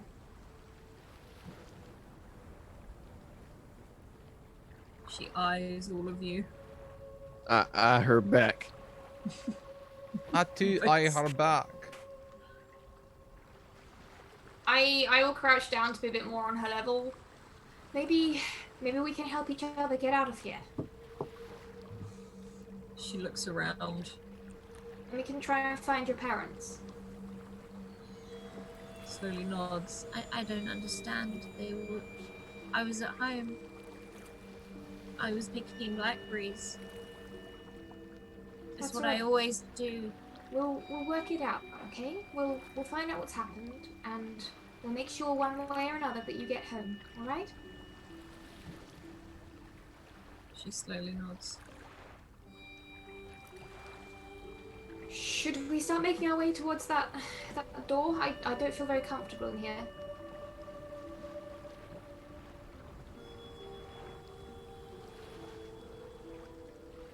Yeah, I'm also like headed towards the door. Does this look like buildings that like a building we would have seen back on the mainland?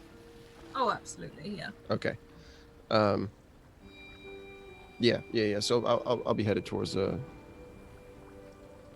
towards the door, and I'm gonna peek out first, to see if almost like one of those like if I can get the door ajar, I'll just look through the slit as much as I can, like an archer's.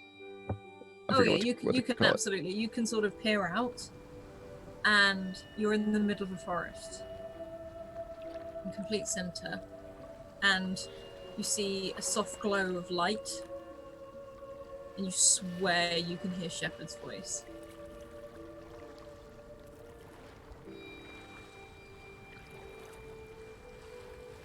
I think I hear Shep.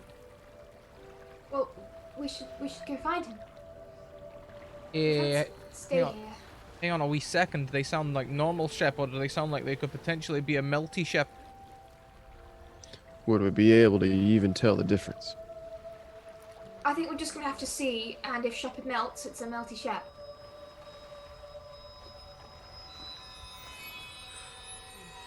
Oh, yeah, I guess we got no choice. I need like Before- No? Before we leave, though, Elizabeth, how did you get here? What do you mean?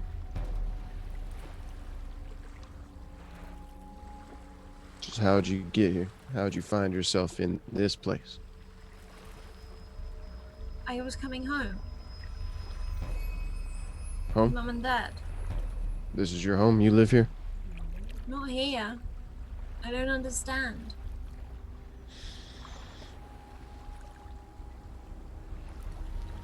I guess I'll look at Lamorna. And I'll look at Douglas and be like, and then I'll head back to the door. All right, Elizabeth, you stay with Lamorna then. I will reach out my hand, just offering if she wants to take it. She looks at you very nervously, but does. You don't have to. It's your choice. As she withdraws her hand, but sticks very close to you. Feel her walking like right next to you.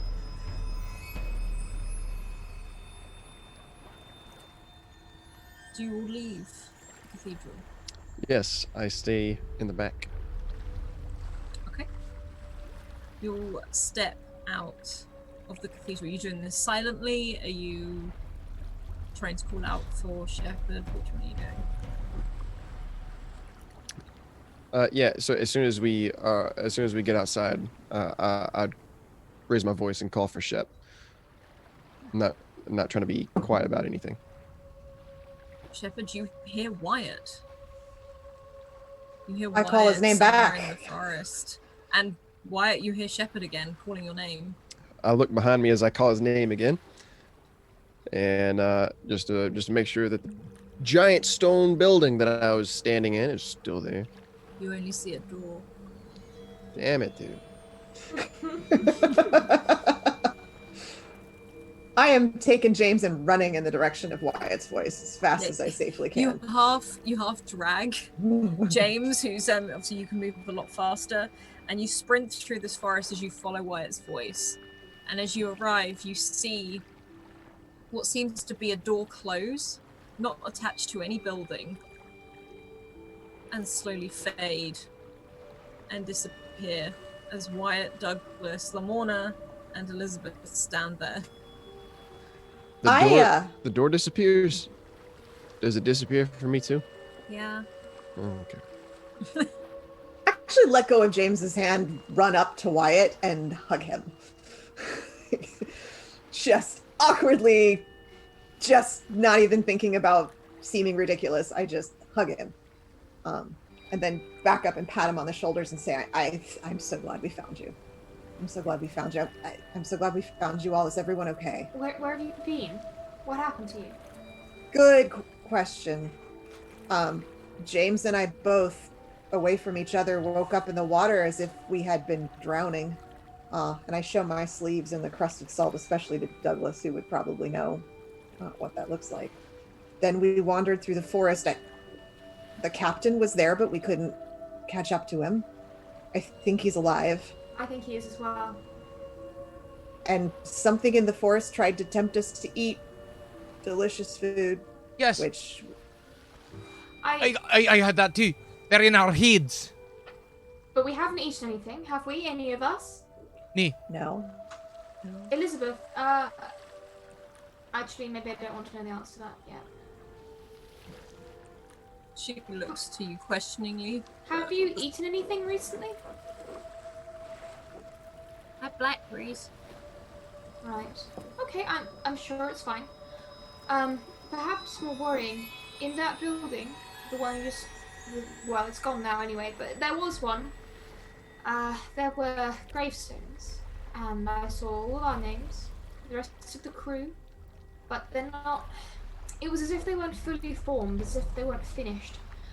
And I think that's, well, a bit of a grim prophecy of what might happen if we don't find a way to either get to the bottom of what's going on or get off this island, but something tells me that trying to leave would be very useful at this point.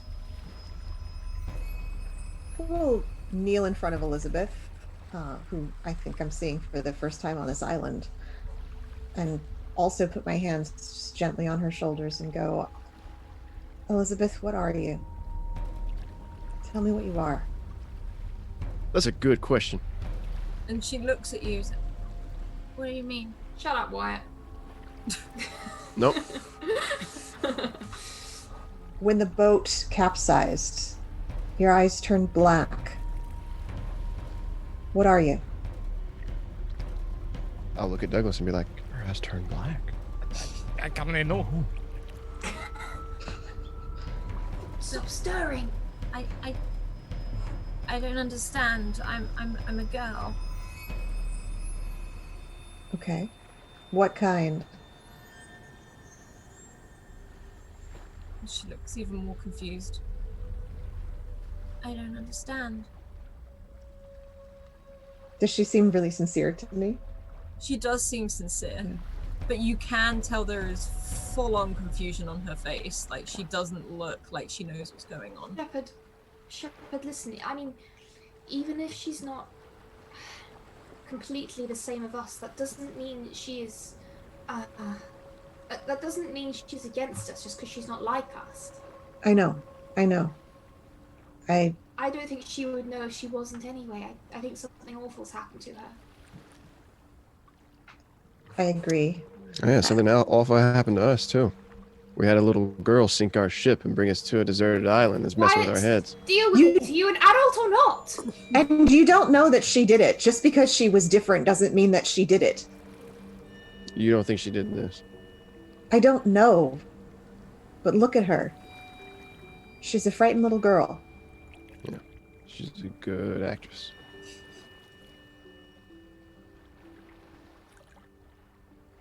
And she sits there and sort of, you can see she's in that white dress, still white, the one from your dream. And she's sort of thumbing the edge of it, looking, almost like looking to each of you as you're having this conversation.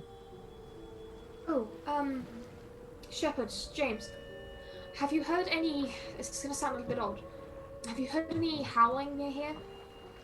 If you've been in the forest for some time.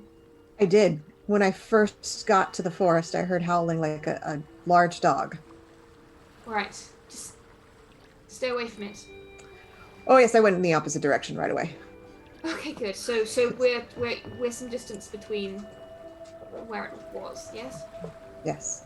James, do you want to tell them what you saw and what she said? I think it looks slightly awkward. Is it? I spoke to one of the washerwomen, or What they did she spoke say? to me. They spoke to me. I didn't actually go anywhere near them. I stood way back. What did they tell you? What did they say?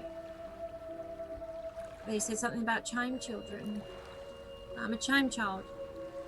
You're a chime child. Are you saying chime or time? Chime. Like a bell. Wee. Bing bing. And he nods. Does anybody know what that means? Has anyone heard of such a thing? Not to my knowledge. Douglas is racking his brains, going through all the different Scottish folklores, girls in white, chime children, washerwomen that eat people. What makes you think they eat? Okay, you can roll me a brains if you want to. Listen, try and you don't remember got a another jaw story. that does that unless you eat people. Like a snake. Um, Oh, not It's snack lady. a snake lady. Snack. You remember sitting by a fire back in your house, and you remember one of those evenings when you were maybe 6-7 years old. Aye. And Jeffrey would sit there after taking you out for the day. Your legs are probably aching, and he'd sit there and he'd tell you all sorts of stories. But your head drifts back to something called chime children. And Children. Hang on a second, I got something. There's a moment where you don't remember it in much detail because of how young you were, but it was children born at the strike of midnight, when something would happen. You can't remember if it was good, bad, but on the first chime of midnight, and he would talk to you and say how he waited downstairs, and as the clock struck midnight, you were born and he heard you cry.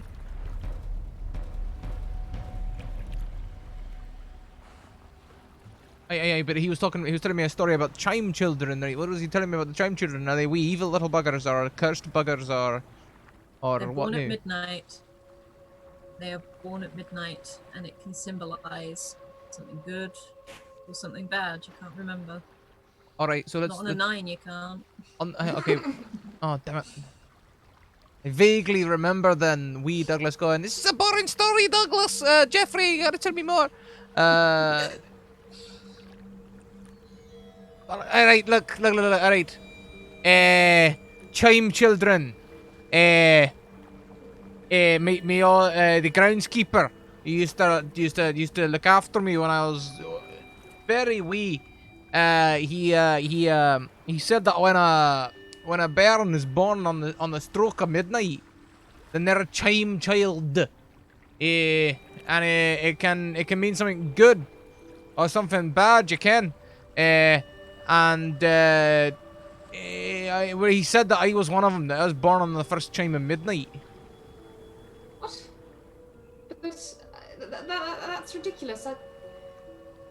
My parents didn't even have clocks. Weren't even in the vague vicinity of. This doesn't make any sense.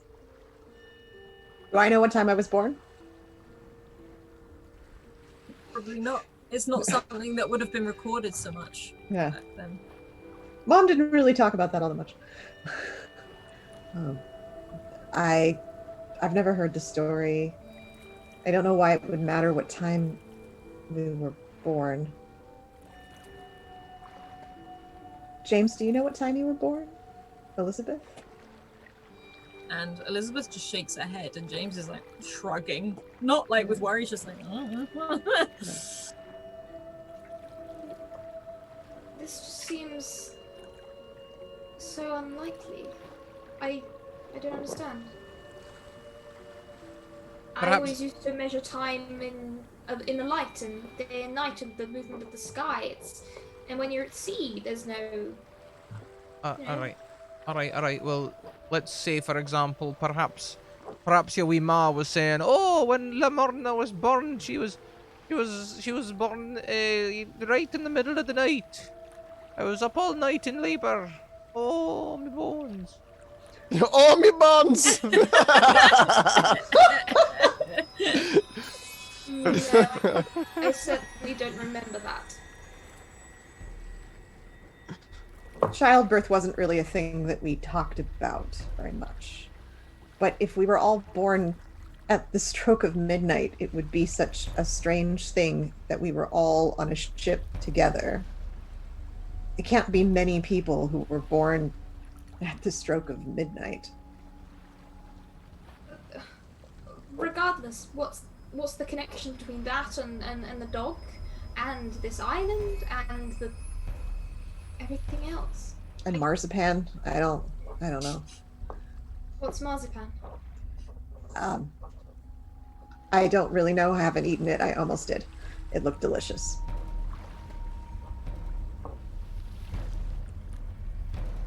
I can't help but feel like I don't like being in the woods. We should be back at the beach.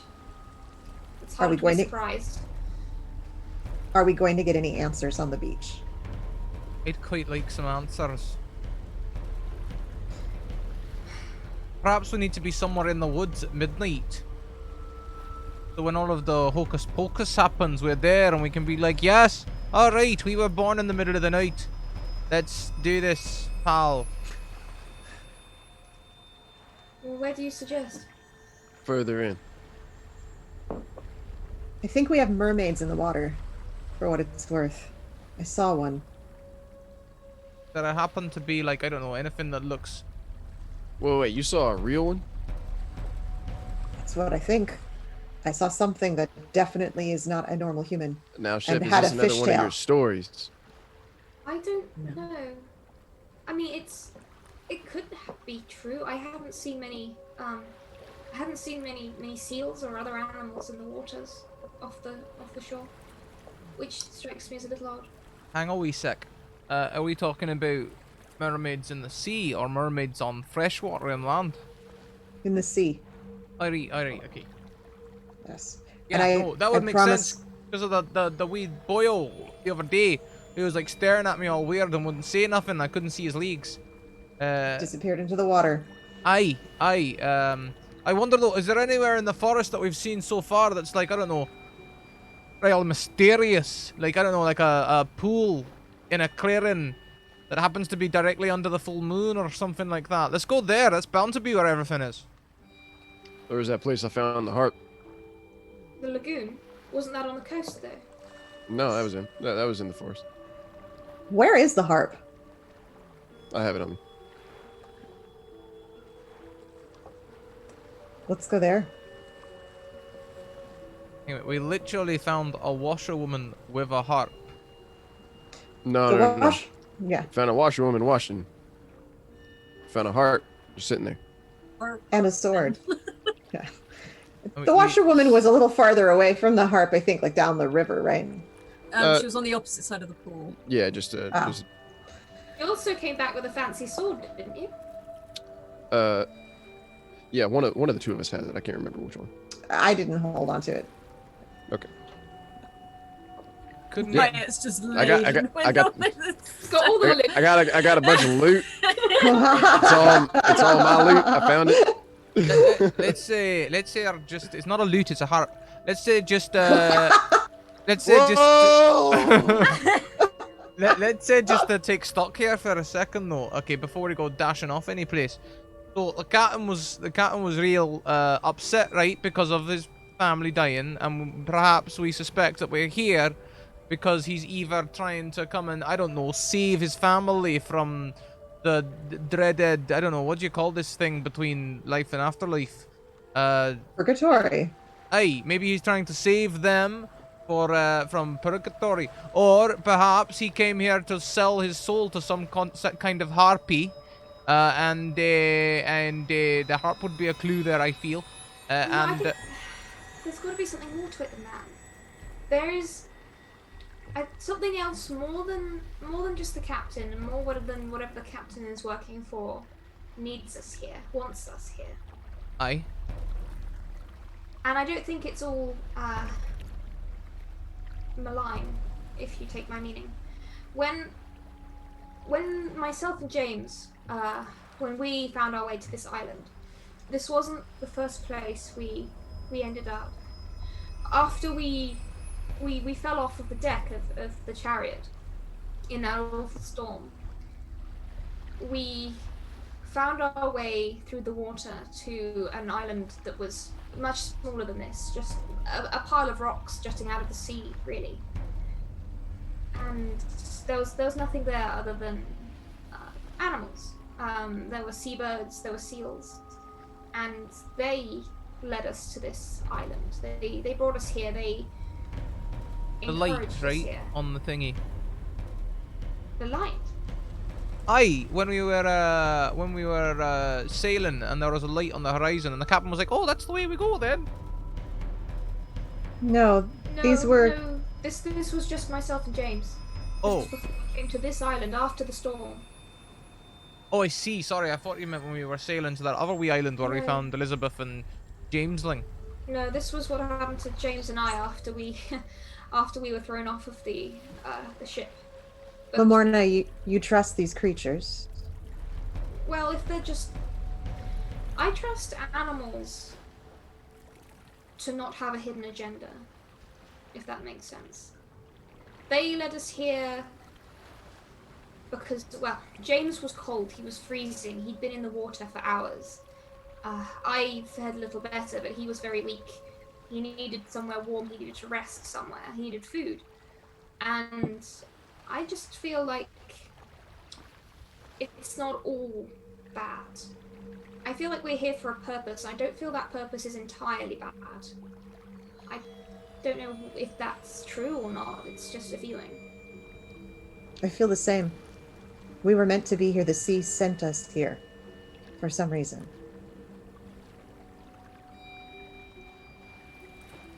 Maybe we should make our way to this lagoon. I would prefer there to be some water around. The trees make me uncomfortable. I would rather walk toward answers than away from them. How you feel about all of this, Elizabeth? She looks at you. I don't mind. I just don't want to be on my own. I want to find my mum and dad. That It's cold. is a shared sentiment. I believe it's the 1800s way of saying mood.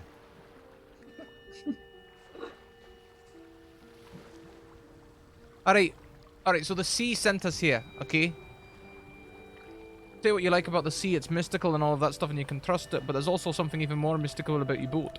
Perhaps, I think we've got two choices. We either head back to the beach, and not only to that campsite we made on the beach, but perhaps closer to the ship, so we can maybe find more clues there. I reckon that's one place we could find answers, or we head further into the woods to try and find clues about this here washerwoman harp swordy thing going on. Well, Douglas, you and I already searched the ship once. I don't know if we'll find any more answers there than we did last time. It'd be good to move closer to the ship anyway. There's plenty of food there. That's true. Do I have any idea how long it might take to repair the ship and how realistic it is since I'm the son of a shipwright? Have you seen the ship yet, Rex? No, I think I've only had it. I've seen it from a distance and had it described to me. If Shepard was to Probably ask Douglas, Douglas could give some pretty accurate descriptions. Yeah. Yeah, okay. You could guess probably it wasn't a lot of damage. If anything, it seemed bizarre that it was in the state it was. If anything, you reckon it'd maybe take a day, but I mean a full day, full on, no stopping, because you'd also have, there's no mast. Like, if Yeah. anything, that's going to be the most difficult bit. It's you could do the hole in the ship once everything's bailed out, everything's righted, but it's the mast that is going to be the main issue. We could jury rig something, perhaps, Shepard, with like a tree. You know what I mean? Just strip a tree back and stick something on it. Even if we can't do a full replacement, at least it'd get us off this island. But if we got off, would we just be sent right back here? That's what I'm worried about. I don't know about the rest of you, but in my wee dream there, every time I tried to leave, I ended up back in the same room. That's not what happened to me. More of the morning. Yes, we didn't try jumping off the cliff or anything, did we, Wyatt? Every time I tried to follow the path in the woods to find the captain, I ended up back in the same clearing too. I went out a door, I dove through a window. Well, we know that the washerwoman spoke to James, and she gave him this seemingly important piece of information. If the washerwoman is still at the lagoon, and we react calmly, perhaps she'll tell us something else. Shepard looks. As long as she don't. Those washerwomen. That is what originally knocked Shep out. All right. I don't think it's us that are the concern when it comes to being calm. They are dangerous. They will knock us out. They are not our friends. Well, we'll just have to wait and see. There's even a moment where Shepard gets a bit of that, like, I'm not even here for a second stare, and starts to shake a little bit and then sort of snaps himself out of it. And is still shaking. They aren't the most pleasant things to interact with. But they might be the only place to get answers. And like I said, I want to walk toward answers and not away from them. I'd rather deal with them than the dog. I didn't even want to see the dog, especially if it's got red eyes. Also, thank you very much to the Maharishi who gifts us up to Raxley, and Raxley gifts the advantage to Shepard. Thank you. Yeah. Let's go and talk to the awkward ones. Alright, I'm good at getting answers out of people. Right. That's true. Douglas is very good with people. It only makes sense he'd be good with supernatural washerwomen as well. Hey, follows. that's right. James sort of holds up a lantern. Is like, I got a lantern in case it gets dark. Alice, did my hat disappear with the cathedral? no. Okay. I would have picked it up off the ground. You can either have picked it up, I was gonna say it would have been on the ground. James has been very important and very helpful and very vital in everything that we've been doing. And he sort of like puffs his chest out a little bit and stands a little bit taller. Alright. Shall we then? All right. I'll So- follow you, Lamorna. Okay, do you know where in the forest we are? Because we just appeared here. All I can think is try to hear the sound of water and follow that. Very well. Can I, like, have a look at the trees? See which side the Yeah, moss is of course you growing can. on? You know? Yeah. You can. That won't help with water so much, but that will help with sunlight. Just feel better if I know which way north is. Yeah, I feel like I should have a stridery thing for this, but the PDF takes a bit too long to load for me to find it. Yeah. Yeah, I figured Lamorna would be able to tell us which direction to go. If Douglas, you roll me a Huntress. brains, and Lamorna, you roll me one as well. Oh, Having a brains. queue. Wait, am I rolling? Who's rolling? No, Sorry. just How Lamorna do and I Douglas. roll well now? It makes no sense. Douglas, you remember all of a sudden that is a myth. Moss does not grow on the side of thing. That is actually an old wives' tale. Wait, is that real? Yeah, it's an old wives' tale. It actually doesn't grow on one side. You're gonna get lost now and be like, "Where's the moss?" I wasn't in the scouts.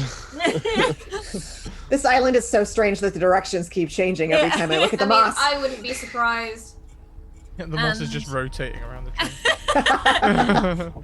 And Lamorna, you, for a moment, you sort of where you stand, you can feel your foot sink into the ground where it gets softer as the water is that trickle where you remember the stream started, that spring. And you can get a good idea of the direction. Alright, I will strike off in that direction. Okay. You'll walk for quite a while. And soon you follow that spring where it starts to come up and you can see a river start to form. Who is closest to Elizabeth? Closest proximity wise? Yeah, like it'd probably be either Lamorna or Shep. I'm at least keeping James close and probably trying to keep Elizabeth away from Wyatt. Okay. You're literally the shepherd right now. Yeah. Indeed. Elizabeth is probably maybe walking closer to James, being similar age as well. You notice she starts looking at this spring, this river, and she looks uncomfortable. Elizabeth, what's wrong? And as you all continue to walk, she sort of looks. She's like, I don't know. I don't like it. I don't like the sound of it. And she sort of puts her hands over her ears and keeps walking. What does it sound like? Water. Running water. Fast running water. Right. Stay close. If you put your hands over your ears, does it help? And she nods. Okay. We all hear this, right? You'll be able to hear the conversation, yeah. No. We all hear the water. Oh yeah, you all hear the running water. Yeah. It's just a stream next to you. Right. And we're not bothered like she is. Okay. I try to make sure that I'm between her and the water, or the sound of the water. Just keep her on my other side. Yeah, you notice James sort of like takes her hand briefly, sort of holding up the lantern. Not so much like both of her hands are over his, and you see sort of guiding her, holding her arm, but she every now and then she closes her eyes. She doesn't want to look at it either. But you walk closer and closer, and soon you come to that pool. You can see some of the deer again. They dart away at seeing you, but that pool is there. It's getting darker now. It's not like nighttime, it's like the sun is setting. There's a very sort of golden glow hitting the rock, hitting the pool, and this almost like mini waterfall. There are no washerwomen here. This pool looks completely empty of people. And at this pool, are we in the middle of the forest? You don't really know where the middle is, but you know. I mean, we are surrounded by trees. It's not like the way a lagoon. Oh yeah, it's not an open. No, it's surrounded by trees and rocks. It's not really the way a lagoon naturally forms, because usually lagoons are always coastal. Unless it's against a rock up in a mountain. But then it would be freshwater. Pool. This is freshwater. Okay. This is freshwater.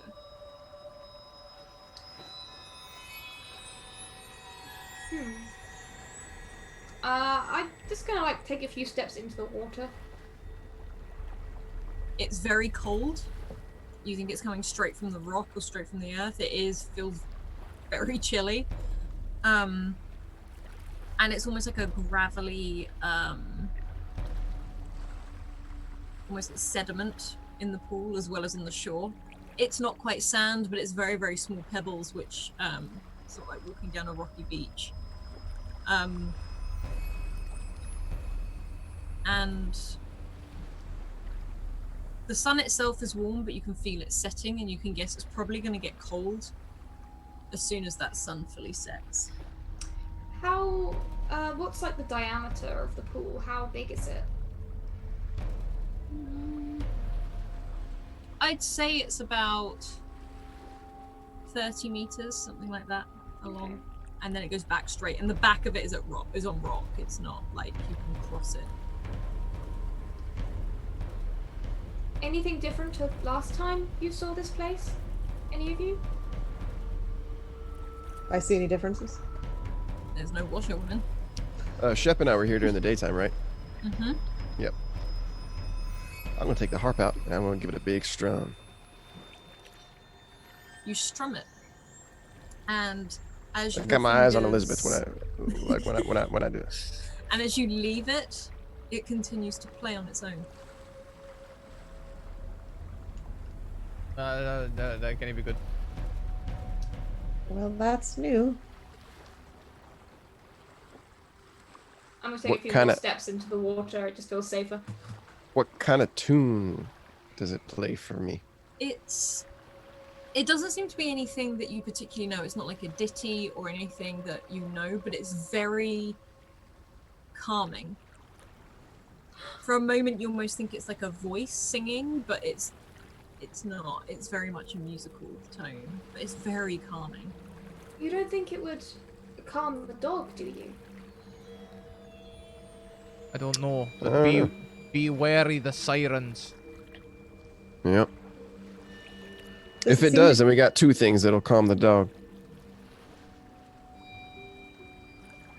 What, the harp and your gun? Yep.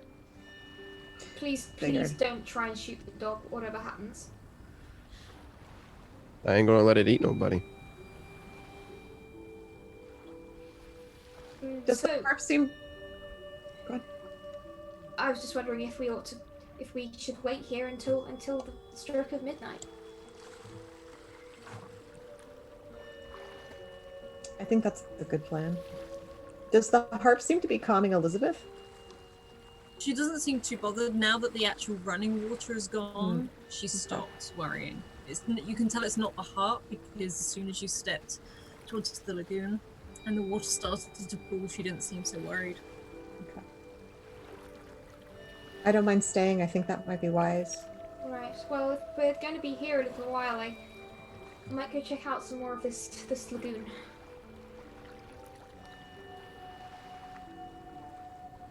How are you checking out this lagoon?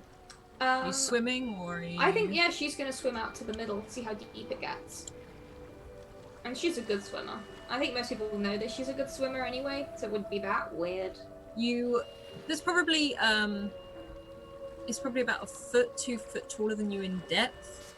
So you can't touch the bottom but when you get there, but you can see, like, it's so clear. I think she would probably kind of dive just to run her hands through the sediment. Yeah, you sort of start to kick up that dirt a little bit as you do, but you do feel it, and it's very, very grainy. It's not like big chunks of rock or anything going on. It's almost like a sand. And you stay in there for a little bit, almost until the sun goes down, and you can see a silveriness on the water as well. And the rest of you, as you can watch Lamorna in the water, and as this, would you have like made a campfire or anything, or would you just wait? If it takes a long time, I'm gonna make a campfire. I'm hungry. You can easily do that for warmth. James helps you light it because he's already got a lit flame. Yeah. I'm checking that the fire's actually hot as well. I didn't like that cold fire earlier. That was a bit weird. And I'll tell anyone who listens about it. And it does feel hot.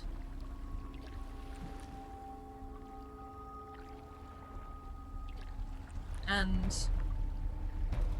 you can see Lamorna dipping in and out of the water. Probably holds her breath for quite a while.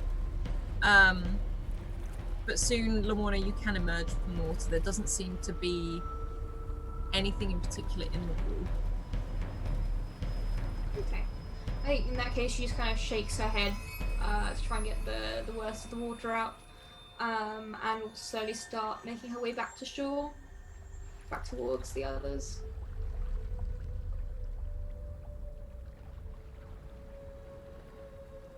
As Douglas and Wyatt just sat round the the campfire, and Shepherd as well. Yeah. Yeah, that's where I am. Is the harp still playing? Harp has not stopped. I would keep my eyes on Elizabeth. Going back and forth between where I could see Lamorna and just making sure that Elizabeth didn't run off or didn't do anything spooky. You can see that Elizabeth has just sat herself there, sort of dug her feet into the sand as if she's trying to distract herself. You see James is sat next to her, he's got like a stick and is drawing stuff in the sand. Looks like he's trying to amuse her, but her eye line is not there. She seems distracted.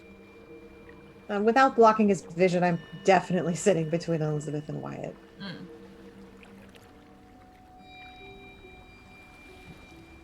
How about Douglas? I'll just be trying to lose myself in the cooking. Fortunately, I've got my herbs on me now, so I can do something a wee bit fancy. I don't think I've got much food on me though, so it's going to be probably quite meager. You all sit there for a while and do get some food, some warm, hot food in you, and this harp continues to play. Would you have placed the harp anywhere, Wyatt? Like, or is it like next to you, in front of you? Are you holding it? Where would it sit? If it's just playing, then I'm just gonna sit it down and let it do its thing. Like if I put my hand against the strings, does it stop? It does seem to stop, but as soon as you let go again, it continues to Yeah, play. I would do that just to see if what it's up to, and just let it do its thing. Yeah, you all Like rest sit it against a tree there or something. for a moment, and Wyatt's rested this harp up against a tree.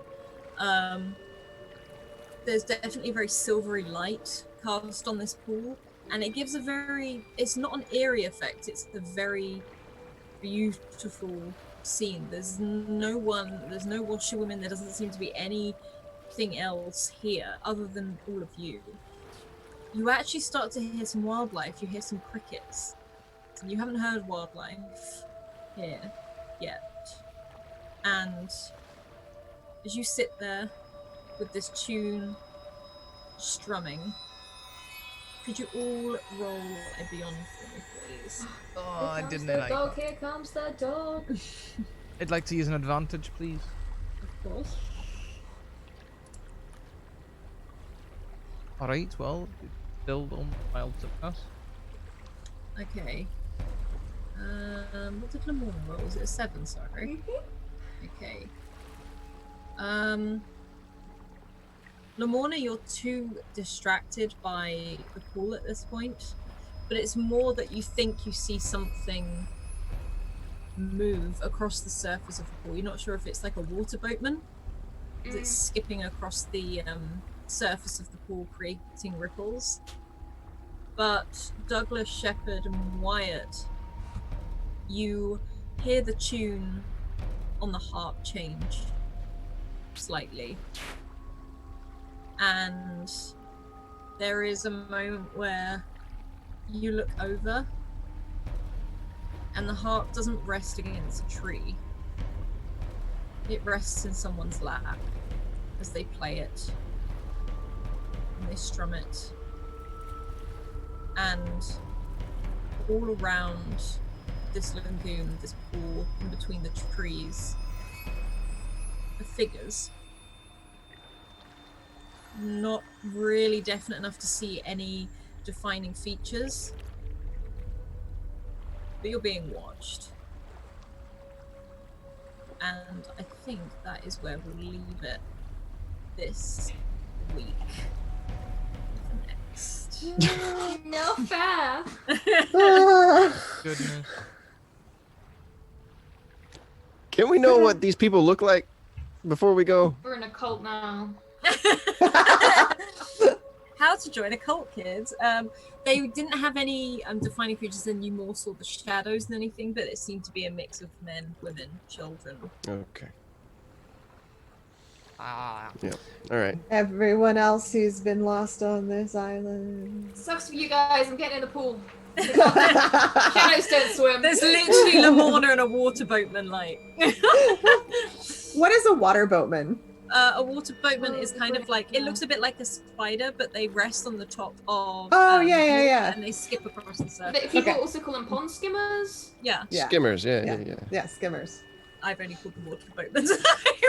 Weirdly, I love that name. I always thought water boatmen referred to the little beetles that are just under the surface with the big legs. That Yeah. was Minnows? what I I thought thought from, yeah, minnows. Minnows I are always fish, thought not water beetles. boatman No.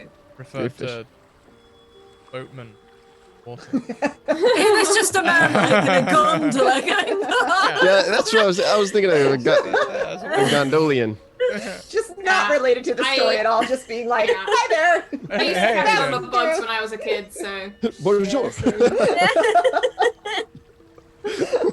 Oh, that'd be the best twist. When a water woman gives you stress and you're under duress, that's okay. That's Well, everyone, thank you very much for joining us today. As I hastily realized that I haven't got my credits set up. Let's get them set up quick. In the meantime, please check out the links which are coming up in chat. We very much appreciate you all coming along and watching. And if you enjoyed it, come and join us on the rest of our places. We have Discord, Twitter, and YouTube. Discord, where you can come and be a part of the community. Twitter, send me a DM, and I will get you a game. It's that easy. The waiting list is actually quite short at the minute as well, so we might even be able to get you a game before March. Also, check out YouTube. You can go and catch up on all the other episodes there. I saw some of you said you joined halfway through. If you want to come and see the rest of the shows, you can catch them on YouTube. Also, please check out these. Check out our sponsors. Maychan Press created. Oh, I forgot the exclamation mark. Maychan Press created the Dark Matter expansion for 5e. If you like pirate stuff, they made High Seas as well. Dark Matter is now available in hardback. If you use my special code, you get 15% discount when you order online. Also, check out the Deck of Many. The Deck of Many Things, the Deck of Many Animated Things, the Deck of Many Animated Spell Cards, and Humblewood for 5e. Word on the street is there might be something Humblewood happening around here in the future. Who knows? Also, check out Hero Forge with the $1.7 million Kickstarter, approaching 1.8 million within 10 days. It's pretty hype. Colored resin minis, full color minis, printed, not printed and painted, printed in full color. That's what the Kickstarter is supporting. So go and check that out too. Until next time, everyone, keep on evoking emotions. Make sure you check out the credits and go and check out all of our players' wonderful things, because they're all fantastic and have amazing things you should be watching out for. We will see you next week for more Dark Tides and Whispered Hearts. Note, this week I'm not going to be doing a stream between the streams because I'm tired. We're going to be rearranging the season next season to make that easier, because I think there's a benefit. We're looking at how it's gone and seeing how it's affected the viewer numbers and stuff. So I'm probably, you know what, I might even take a nap. I don't know. We'll see what happens. We'll see you in a couple of hours for Mighty Transforming Super Troopers. Keep evoking emotions, everyone, and join us for the raid. See you later.